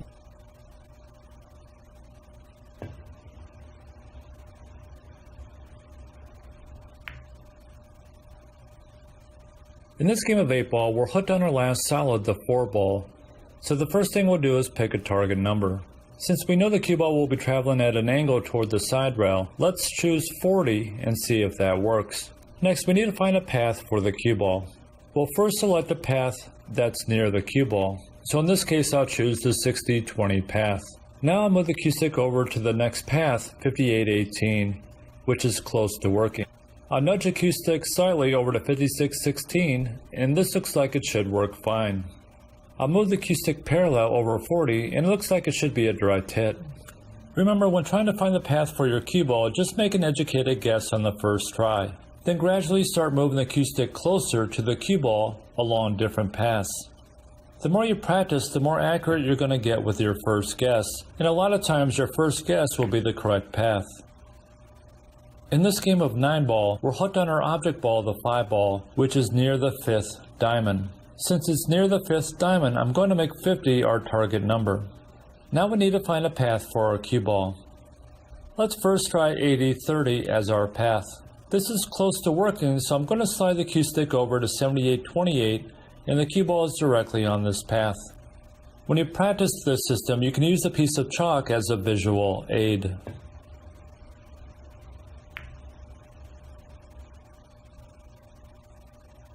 In this game of 9-ball, the ball we're trying to hit, the 6th ball, is close to the side pocket. So if we find the correct path, we may be able to make it in the side pocket. I'm first going to choose 60 as our target number. This probably won't work, but it will give me an idea of how close the cue ball path is to our object ball. Next, I'll find the cue ball path, which looks like it's a 70-10 path. So at this angle, the cue ball will probably strike the end rail around here. If we hold our pull cue over 60 and point it toward this area on the end rail, we can see that it isn't very close to working, so we'll have to pick a smaller number. Next, I'll try 50 and see if that works. I'll hold my cue stick over 70-20 and the cue ball is close to being on this path. I'll then slide the cue stick over to 72-22 and the cue ball is on this path. I'll move the cue stick parallel over to 50 and it looks like this should work for pocketing the ball. When you try the shot, make sure you don't overspin the cue ball. On most tables, all you'll need is around a half a tip of side spin.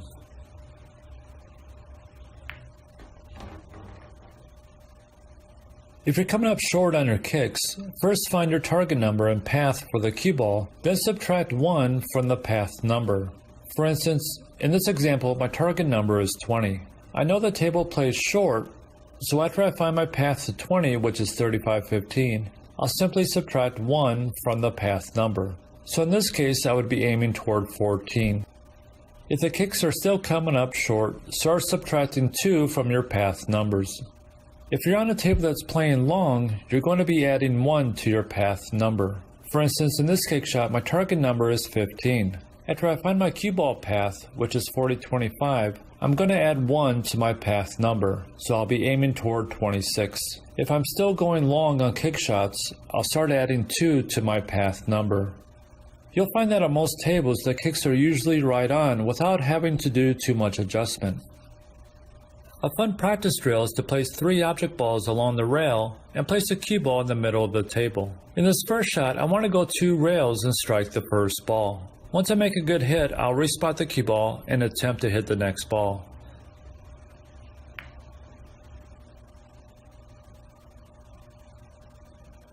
Just remember that the cue ball will be traveling at an angle toward your target number. So in this shot, I selected a number a little above 20 to make sure I hit the ball.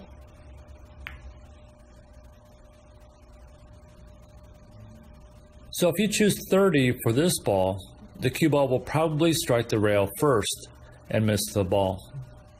Instead, I'll choose 34 to make sure I contact the object ball. Next, we'll move the cue ball to the next location and place 6 balls along the rail anywhere you want. Now, once again, we're going to find the path for each ball. Once you do this drill a few times, you're going to be amazed at how many more safeties you'll escape from.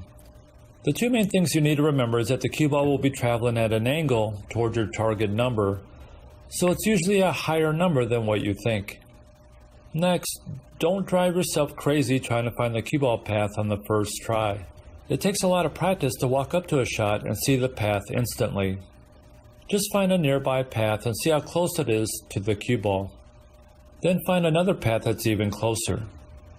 By the 3rd try, you should have the correct path.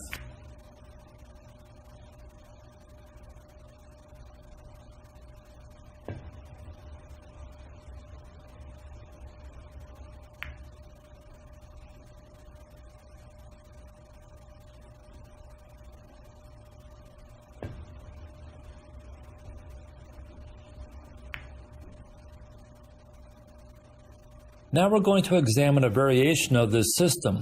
In this system, I'm going to show you how to use the same numbering system to go 3 rails and strike an object ball. This really comes in handy in games like 8-ball, when just making a good hit isn't good enough. Like in this game, my opponent still has 6 stripes on the table, so just making a good hit on my last solid, the 4-ball, isn't good enough. If I can go 3 rails hitting the 4-ball, I have a chance of making the 4-ball in the side pocket. The first thing we'll do is determine how far away from the side rail the 4-ball is. In this case, it looks like it's a diamond from the side rail, which is 10. So we'll then subtract 10 from the number the 4-ball is directly across from on the side rail, which is 20. This will make our target number 10. Now we'll find a path for the cue ball. It looks like it's close to being on the 35-25 path, so we're going to try that first. This is close to working, so now let's try 36-26, and we can see that this path will definitely work.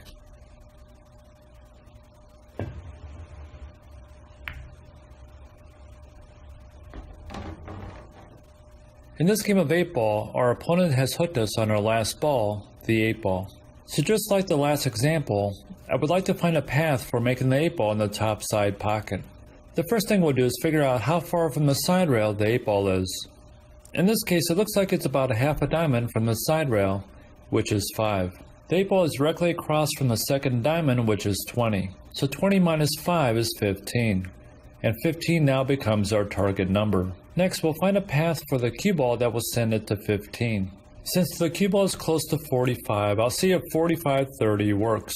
Holding my cue stick over this path, we can see that the cue ball is directly underneath the cue, so this path will work.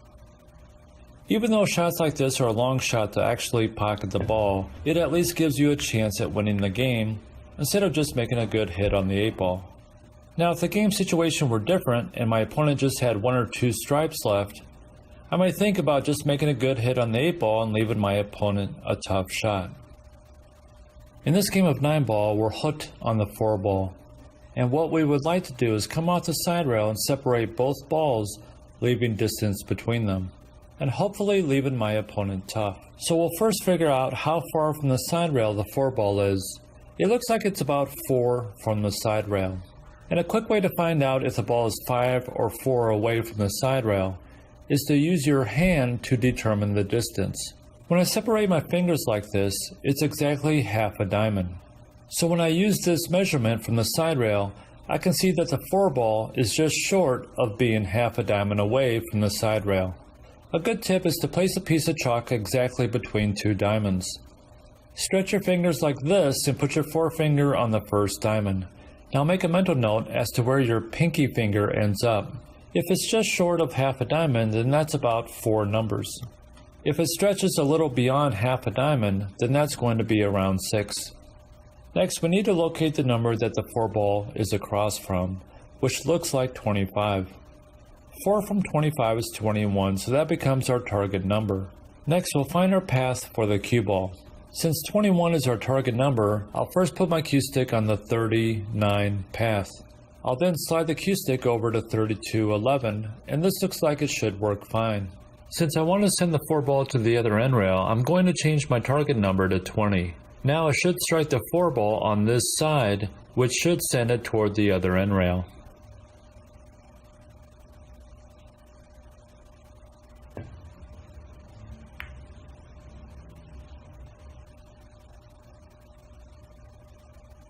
Here's a typical kick shot that comes up quite often in 9-ball games. In this situation, we're hooked on the 5-ball and it looks like we'll have to go 2 rails to hit it. The advantage of going 2 rails for the 5-ball is that it's near the side rail, so you can either hit it coming toward the rail or hit it coming off the rail. Ideally, we would like to hit the 5-ball sending it to the other side of this group of balls, leaving our opponent safe. So we'll first select a number on the side rail, that if we send the cue ball toward it, the 5-ball would be on this path. Let's use 24 as our number. Next, we'll find a cue ball path that leads to 24. We'll first try 70-46, and this is close to working. Now we'll slide the cue stick over to 68-44, and this looks like it should work.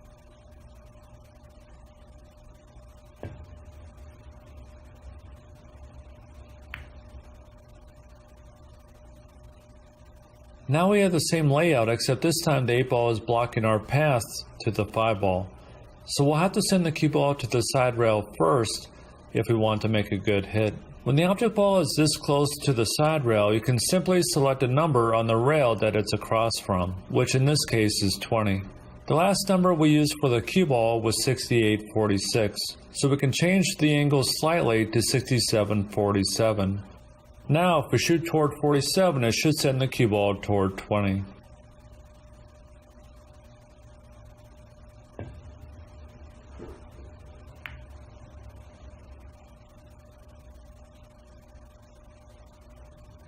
In this drill, like the previous drill, we're going to be placing 3 balls near the rail. The goal is to come off the side rail and strike the object ball. And in the beginning, don't worry about driving either ball to a rail after contact. The most important thing is for you to become comfortable on these types of cake shots, and then you can work on your speed. Take your time with each shot, and when you practice any diamond system, you not only have to get used to what numbers each diamond represents, but also the amount of side spin you'll need for each type of cake shot. As with any aspect of pool, kicking requires a great deal of practice.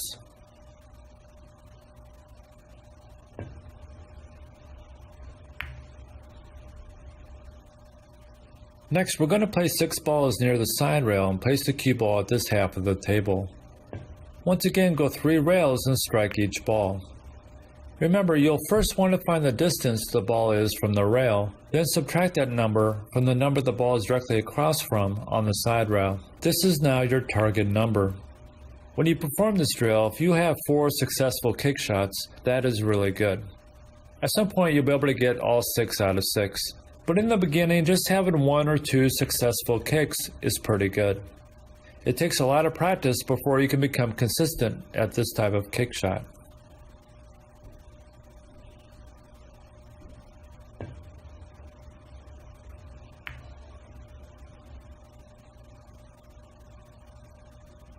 Now, since the last 2 balls are on the other side of the side pocket, we're only going to be using about a 1/4 tip of side spin.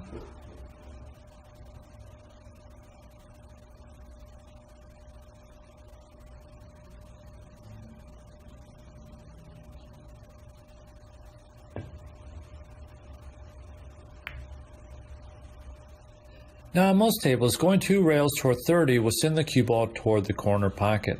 For instance, in this example, the cue ball is on the 40-10 path. Shooting toward 10 will send the cue ball toward the corner pocket. And it's always a good idea when you first get on a strange table to try a couple 3-rail shots to see how the table plays. Shooting from 50 to 20 should send the cue ball to the corner pocket.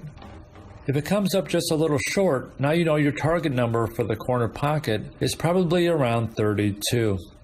So this time I'll repeat the same shot, except this time I'll shoot toward 18. Let's say we have this situation where our opponent has left us hooked on the game ball, the 8 ball. If I send the cue ball 3 rails toward the corner pocket, I have a great chance of hitting the 8 ball and not giving up ball in hand. I also have a chance of pocketing the ball since it looks like it's on a track toward the corner pocket. Since I know that on this table sending the cue ball toward 30 goes toward the corner pocket, all I have to do is find my 30 path for the cue ball. I'll first try 40-10 and this is close to working. I'll slide the cue stick over just a bit to 41-11 and this looks like it should work.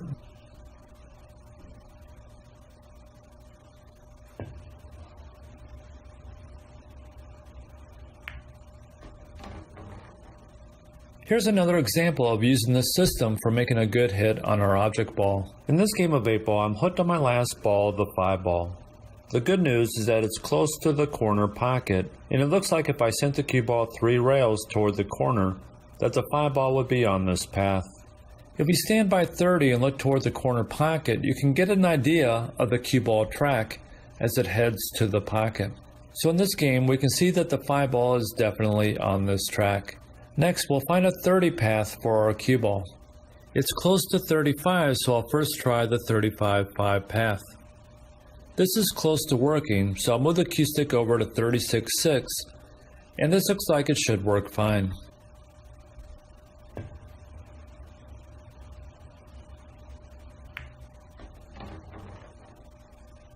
In this example, our opponent has hooked us on the 8 ball, and it looks like the best way to strike the 8 ball is to go 3 rails. If we stand by 30 and look at our track toward the corner pocket, it looks like the 8 ball is just to the inside of this track. So the first thing we'll do is find our 30 path for the cue ball, which looks like it's 42-12. If we were to send the cue ball toward this target on the side rail, it would probably strike the 8 ball. This target is about 4 numbers from the corner pocket, so I'll add 4 to 12, which gives us 16. In this first shot, I'm going to send the cue ball toward 30 and onto the corner pocket. Now I'm going to set the shot up again, and this time I'm going to aim toward 16. This is going to shorten the angle, sending the cue ball toward the 8 ball. In this example, the ball we need to strike, the 5 ball, is on the end rail behind a couple balls. And the only way to hit the 5 ball is by going 4 rails off the side rail. So now we need to find our 30 path for the cue ball, which in this case is 46-16.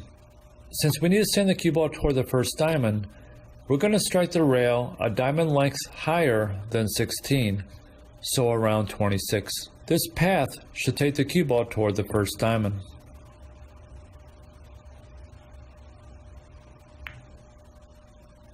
In this game of 9 ball, I need to go 3 rails and strike the 5 ball, which is by the second diamond. Once again, the first thing we'll do is find the 30 path for the cue ball. In this case, it's 35-5. Now, since the ball we need to strike is 2 diamonds from the corner pocket, we'll add 2 diamond lengths to 5, giving us 25. This path will take the cue ball toward the second diamond.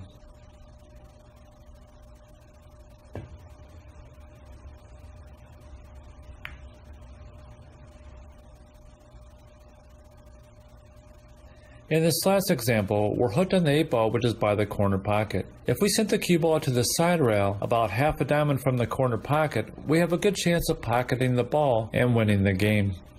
I'll first find the 30 path for the cue ball, which in this case is 45-15. Next, since the 8 ball is half a diamond from the corner pocket, we're going to add a half a diamond length to 15, giving us 20.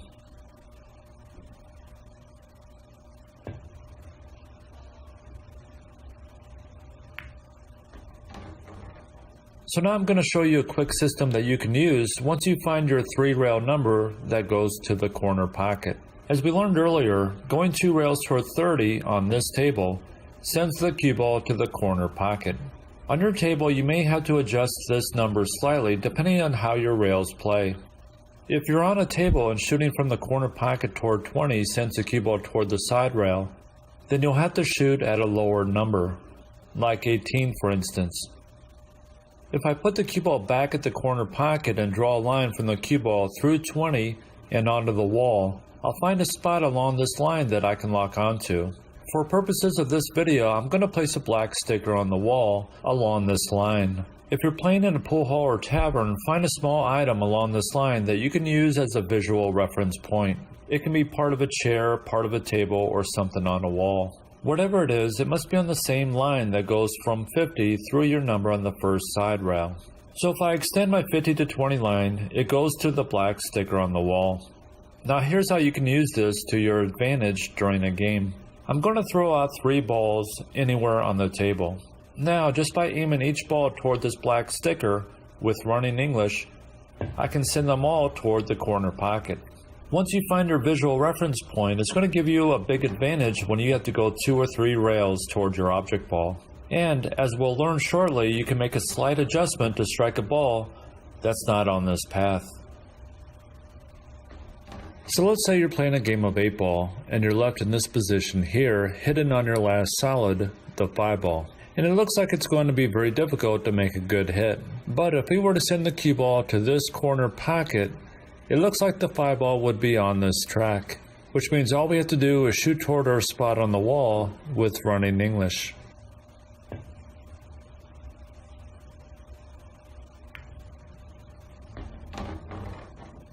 Now let's say the ball we need to strike is along the side rail near the corner pocket. If we shoot toward our spot on the wall, we know the cue ball will head toward the corner pocket. So we'll find where the line toward the spot on the wall goes over the rail, which is right here. Since the 8-ball is half a diamond away from the corner pocket, we're going to add half a diamond, or 5, to our target on the side rail. This will shorten the angle by half a diamond, which should hit the 8-ball. Okay, now what I'm going to do is explain the +2 system for 2 rail kicks.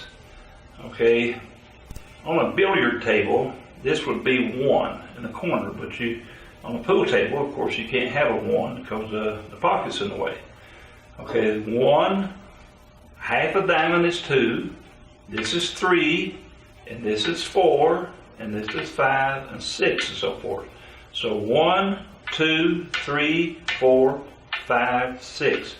Now what that means, if I'm here and I shoot into 3, okay, from this diamond, with a little bit of some running English, nice level stroke running English, the cue ball should end up 1, 2, 3 diamonds up table.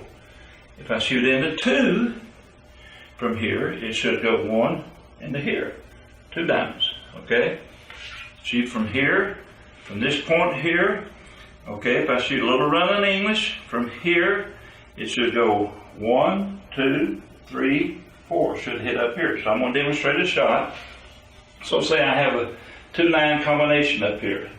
I look at my target. I call my target 0. So this is 0. So now I go 1, 2, 3, and I start looking. Okay, because it's got to be in the track. So it lines up perfect for a 3 from this diamond. Okay, say the ball is down here a little bit. Now this would be 3 track here, and this would be the 4 track. Okay, so it'd be in between somewhere. So it's going to be probably about 3.5. But let's put it perfectly on the 3, right here. So now with a little run in English, I should be able to make that 9 ball.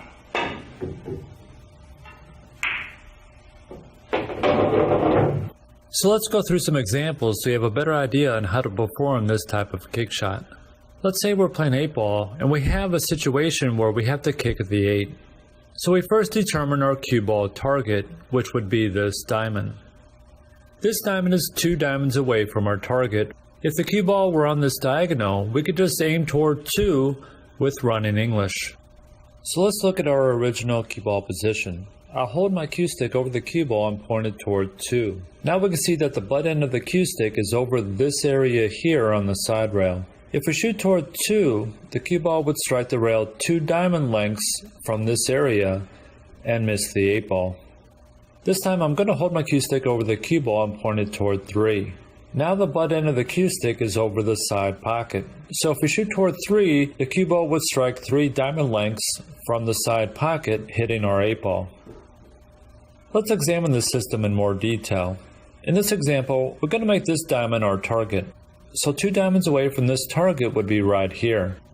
If the cue ball were here and we shot toward 2, the cue ball would strike the rail 2 diamond lengths down the rail. If we take the same cue ball position and this time aimed it toward 3, we can see that the butt end of the cue stick is over this area on the side rail. So shooting toward 3 will send the cue ball 3 diamond lengths from this area. So whatever end rail number you shoot at will be the number of diamond lengths down the side rail the cue ball will strike. So if the cue ball were here and we shot toward 4 on the end rail, the cue ball would strike the side rail 4 diamond lengths from whatever area on the side rail our cue stick was over. In this example, I'm going to point my cue stick through the cue ball at 2 on the end rail. And when I do this, I can see that my cue stick is over this spot on the side rail. So I'll place a ball 2 diamond lengths from this spot on the rail. If I shoot toward 2 on the end rail, the cue ball should strike the object ball. Now I'll point my cue stick through the cue ball and point it toward 3 on the end rail. When I do this, the cue stick is over this diamond on the side rail. So I'll go down 3 diamond lengths from this spot and place an object ball. Shooting toward 3 should send the cue ball toward this target.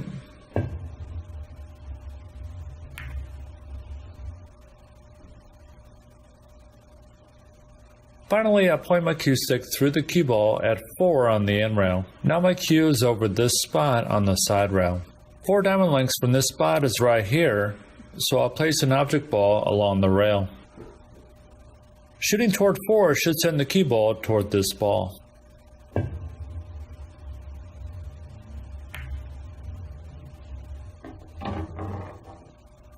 In this scenario, I'm going to go 2 rails to strike the 8 ball. In situations like this, the most important thing is not to give up ball in hand, so we definitely have to make sure we strike the 8 ball. Ideally, we would like to strike the 8 ball leaving our opponent a tough shot. And it's also a good idea on kick shots like this just to go ahead and call the corner pocket just in case. So the first thing we need to do is find a target on the side rail that if we send the cue ball toward it, the 8 ball would be on this track. And it looks like this target here in the side rail should work. Now we need to find our path for the cue ball. Since this is our target, let's move 3 diamond lengths down the side rail. I'll place the cue stick over this area and point it toward 3 on the end rail. And now we can see that the cue ball is close to being on this path. So I'll go down 1 more diamond length on the side rail, which means we're now 4 diamond lengths away from our target. So now I'm going to place my cue stick over this area and point it toward 4. And now we can see that the cue ball isn't quite on this path. Since the cue ball isn't on the 3 or 4 path, let's pick a spot that's between them and use that as our starting point. Since this is 3.5 diamond lengths away from our target, the path would head toward 3.5 on the end rail, which is right here. And now it looks like the cue ball is directly on this path. Shooting toward 3.5 should strike the 8 ball. Another demonstration here. Okay, we have the ball laying in the pocket. 0, 1, 2, 3, 4, 5. Perfect 5 right here. This is 5, remember? This is 5. Now what I've realized is when you get this angle here is a little less English. Nice level stroke. Just a touch of right English.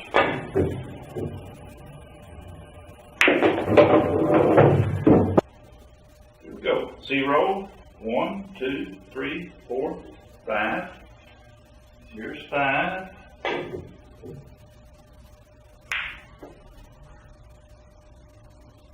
In this game of 8 ball, my opponent just missed and left me hooked on the 8 ball.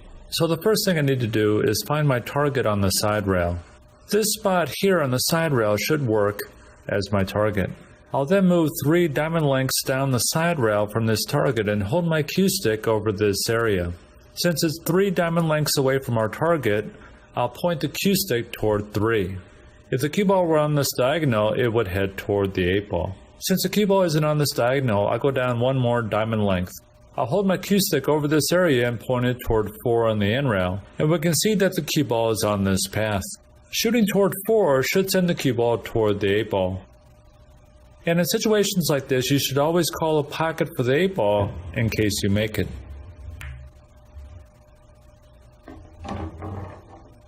In this game of 8 ball, I'm hooked on my last ball, the 1 ball.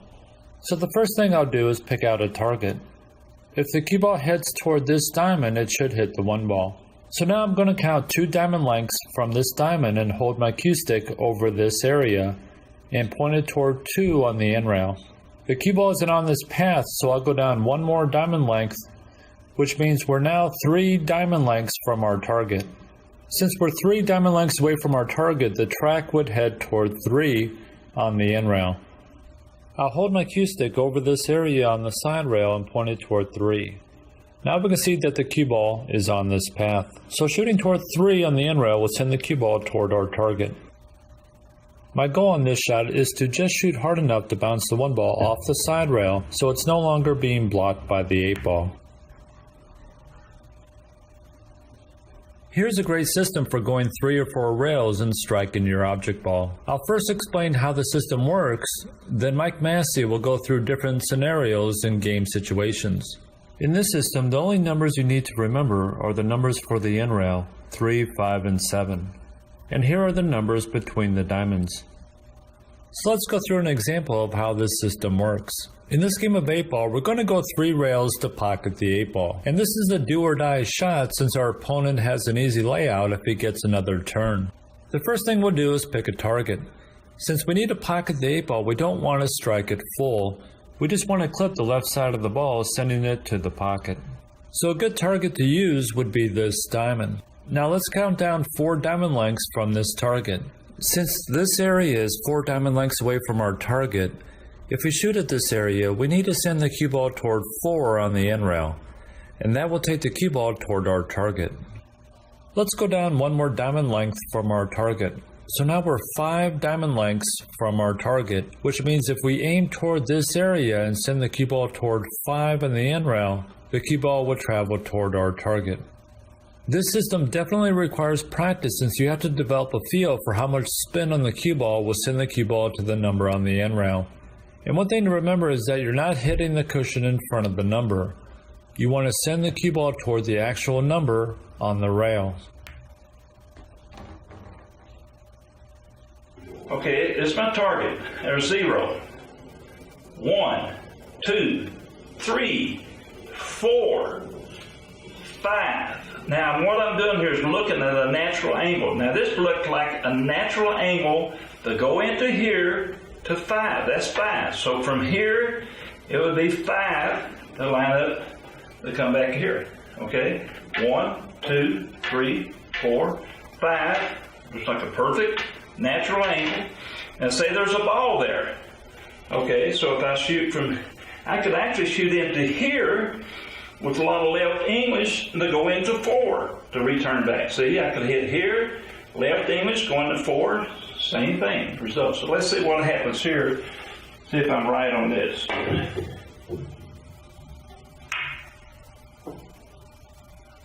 In this game, Mike is playing 9 ball and needs to make a good hit on the 3 ball. Since there's no direct path to the 3 ball, Mike will have to go 4 rails off the side rail to hit the 3 ball. First, he needs to make an educated guess as to where on the side rail will work as his target.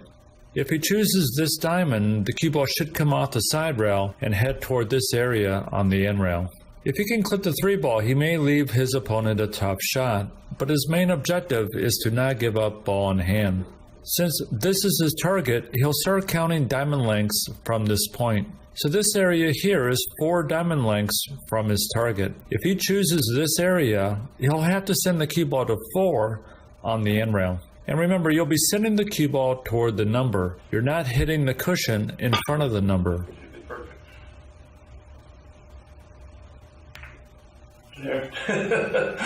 So it's using your imagination, but... So the first thing you want to do is pick your target on the side rail that you want to send the cue ball toward. And let's say we make this our target on the side rail. Now let's go down 2 diamond lengths from this target. If we aim toward this area in the side rail, we would need to send the cue ball toward 2 on the end rail. Next, let's go down 3 diamond lengths from our target. Since we're 3 diamond lengths from our target, we now have to send the cue ball toward 3 on the end rail. Now in this example, this diamond is now my target. If I go down 3 diamond lengths from this target, this would have to be my path. But this would require quite a bit of side spin. So instead, I'm going to aim at 3.5 diamond lengths from my target. So now I'll be sending the cue ball toward 3.5 on the end rail. In this game of 9 ball, Mike is hooked on the 3 ball, but if he can go 3 rails toward the 3, he has a good chance of making the 3-9 combination and winning the game. So he first picks his target, which is this diamond here. He then counts down 5 diamond lengths from this target. He could use this area to shoot at, but he would have to send the cue ball to 5, which would require quite a bit of side spin. So he'll go down 1 more diamond length, and now he's 6 diamond lengths from his target. Now he just needs to send the cue ball to 6 on the end rail, which looks like it's an easier shot to execute.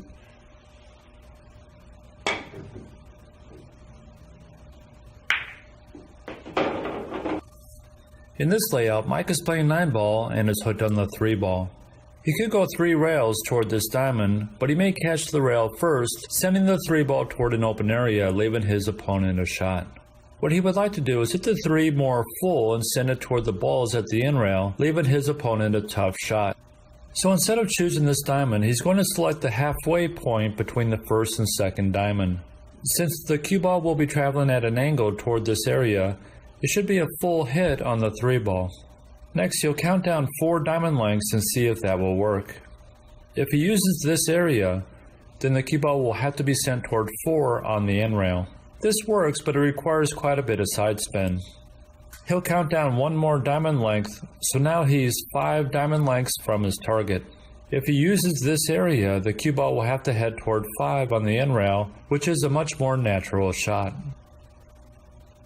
Okay, 1, 2, 3, 4, 5. Yeah, it should go here. There's perfect 5. There. You know, hook 'em. Here's a quick system for hitting object balls when the cue ball is close to the cushion. In this game, my opponent has left me hooked on the 5 ball. The cue ball is close to the end rail, and the 5 ball is near the side pocket.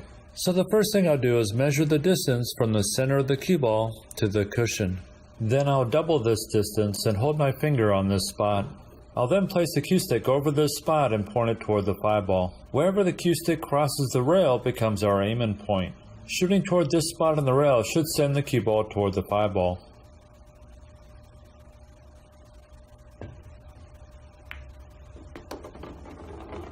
So in using this system, you first measure the distance from the center of the cue ball to the cushion. Next, double this distance and use your finger to mark this spot on the rail. Now hold your cue stick over this spot and point it toward the object ball. Keep track of where the cue stick crosses the cushion. This is the spot you'll be shooting at with the cue ball.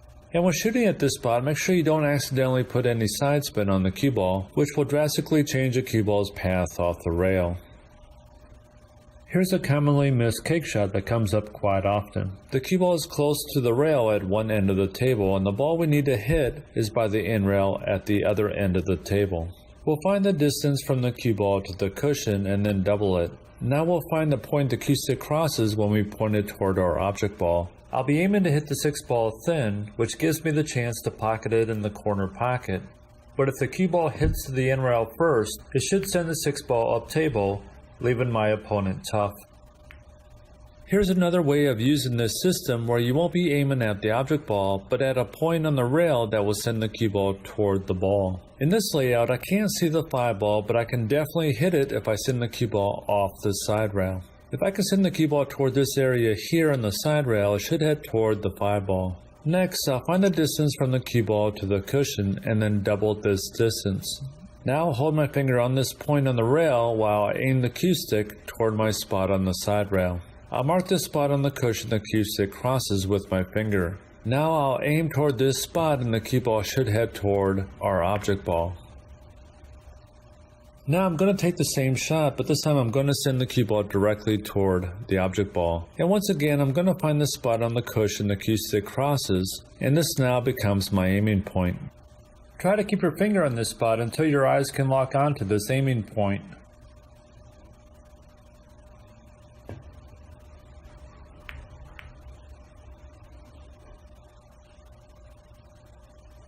In this game of 8 ball, our opponent has hooked us on the 8 ball, and the cue ball isn't near the rail, so you can no longer use your hand to measure the distance. Instead, we'll use the shaft of our pool cue to measure the distance from the center of the cue ball to the cushion. Then we'll double this distance and draw a line from this point to our object ball. Find the spot on the rail where this line crosses the cushion, and this will become your aiming point.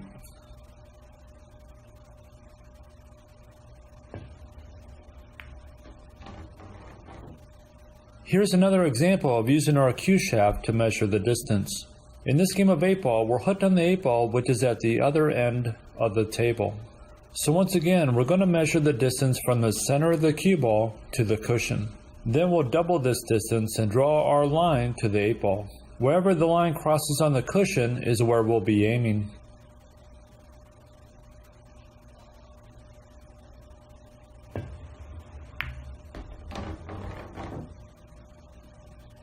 And you can use this measuring system for the object ball. For instance, in this layout, the cue ball is in the middle of the table and the object ball is about 1.5 diamonds from the side rail. So I'll place the tip of my pool cue over the center of the object ball and place my fingers on the shaft where it crosses the cushion. Now I'm going to double this distance and draw a line from this point toward the cue ball. Wherever this line crosses the cushion becomes my aiming point. And before you lose track of this aiming point, it may help to give yourself a number on the side rail that you can use as a reference point. For instance, in this example, the line crosses 26 on the side rail. That way when I get back to the cue ball, I can find my aiming point without a problem. In the next system, I'm going to show you a quick way you can perform one-rail kick shots without any math. And whenever the cue ball and object ball are across from each other, as in this example, all you have to do is find the midway point between both balls, and this now becomes your aiming point on the rail. Even if both balls are separated by quite a bit, as in this example, it's still just a matter of finding the midway point between them.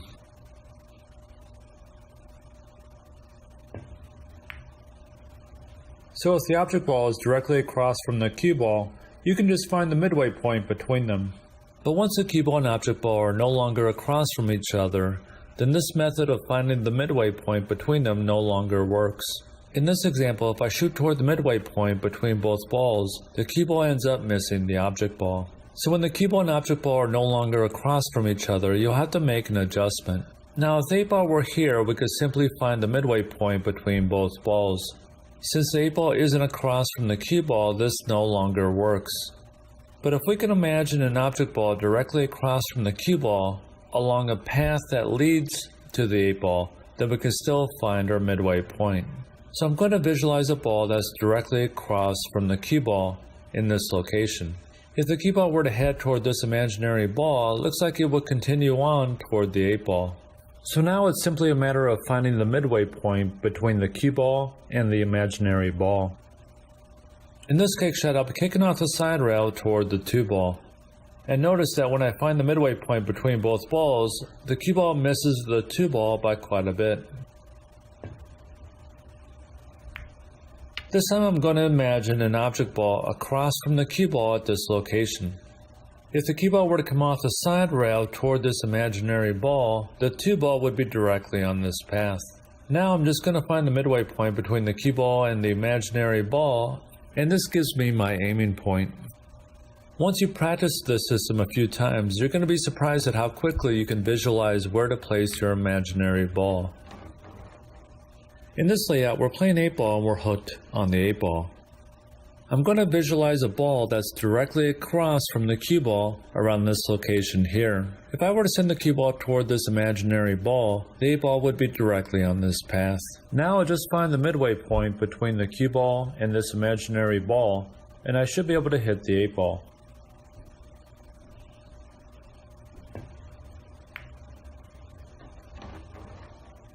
This system also works on kick shots like this where you'll be coming off the end rail. In this layout, I need to make a good hit on the 3-ball. I'll first determine where I'll need to place the imaginary ball. If I place it here, this looks like a good path for the cue ball to strike the 3-ball. Now I'm going to find the midway point between both balls on the end rail. And when kicking toward the end rail like this, make sure you're extremely accurate. If you miss your aiming point even by a little bit, the cue ball will miss the object ball. In this game of 9-ball, we're hooked on the 4-ball. So the first thing I'm going to do is visualize a ball that's directly across from the cue ball. If the cue ball were to head toward this imaginary ball off the other end rail, it should strike the 4-ball. Now I'll just find the midway point between the cue ball and this imaginary ball, and I should hit the 4-ball.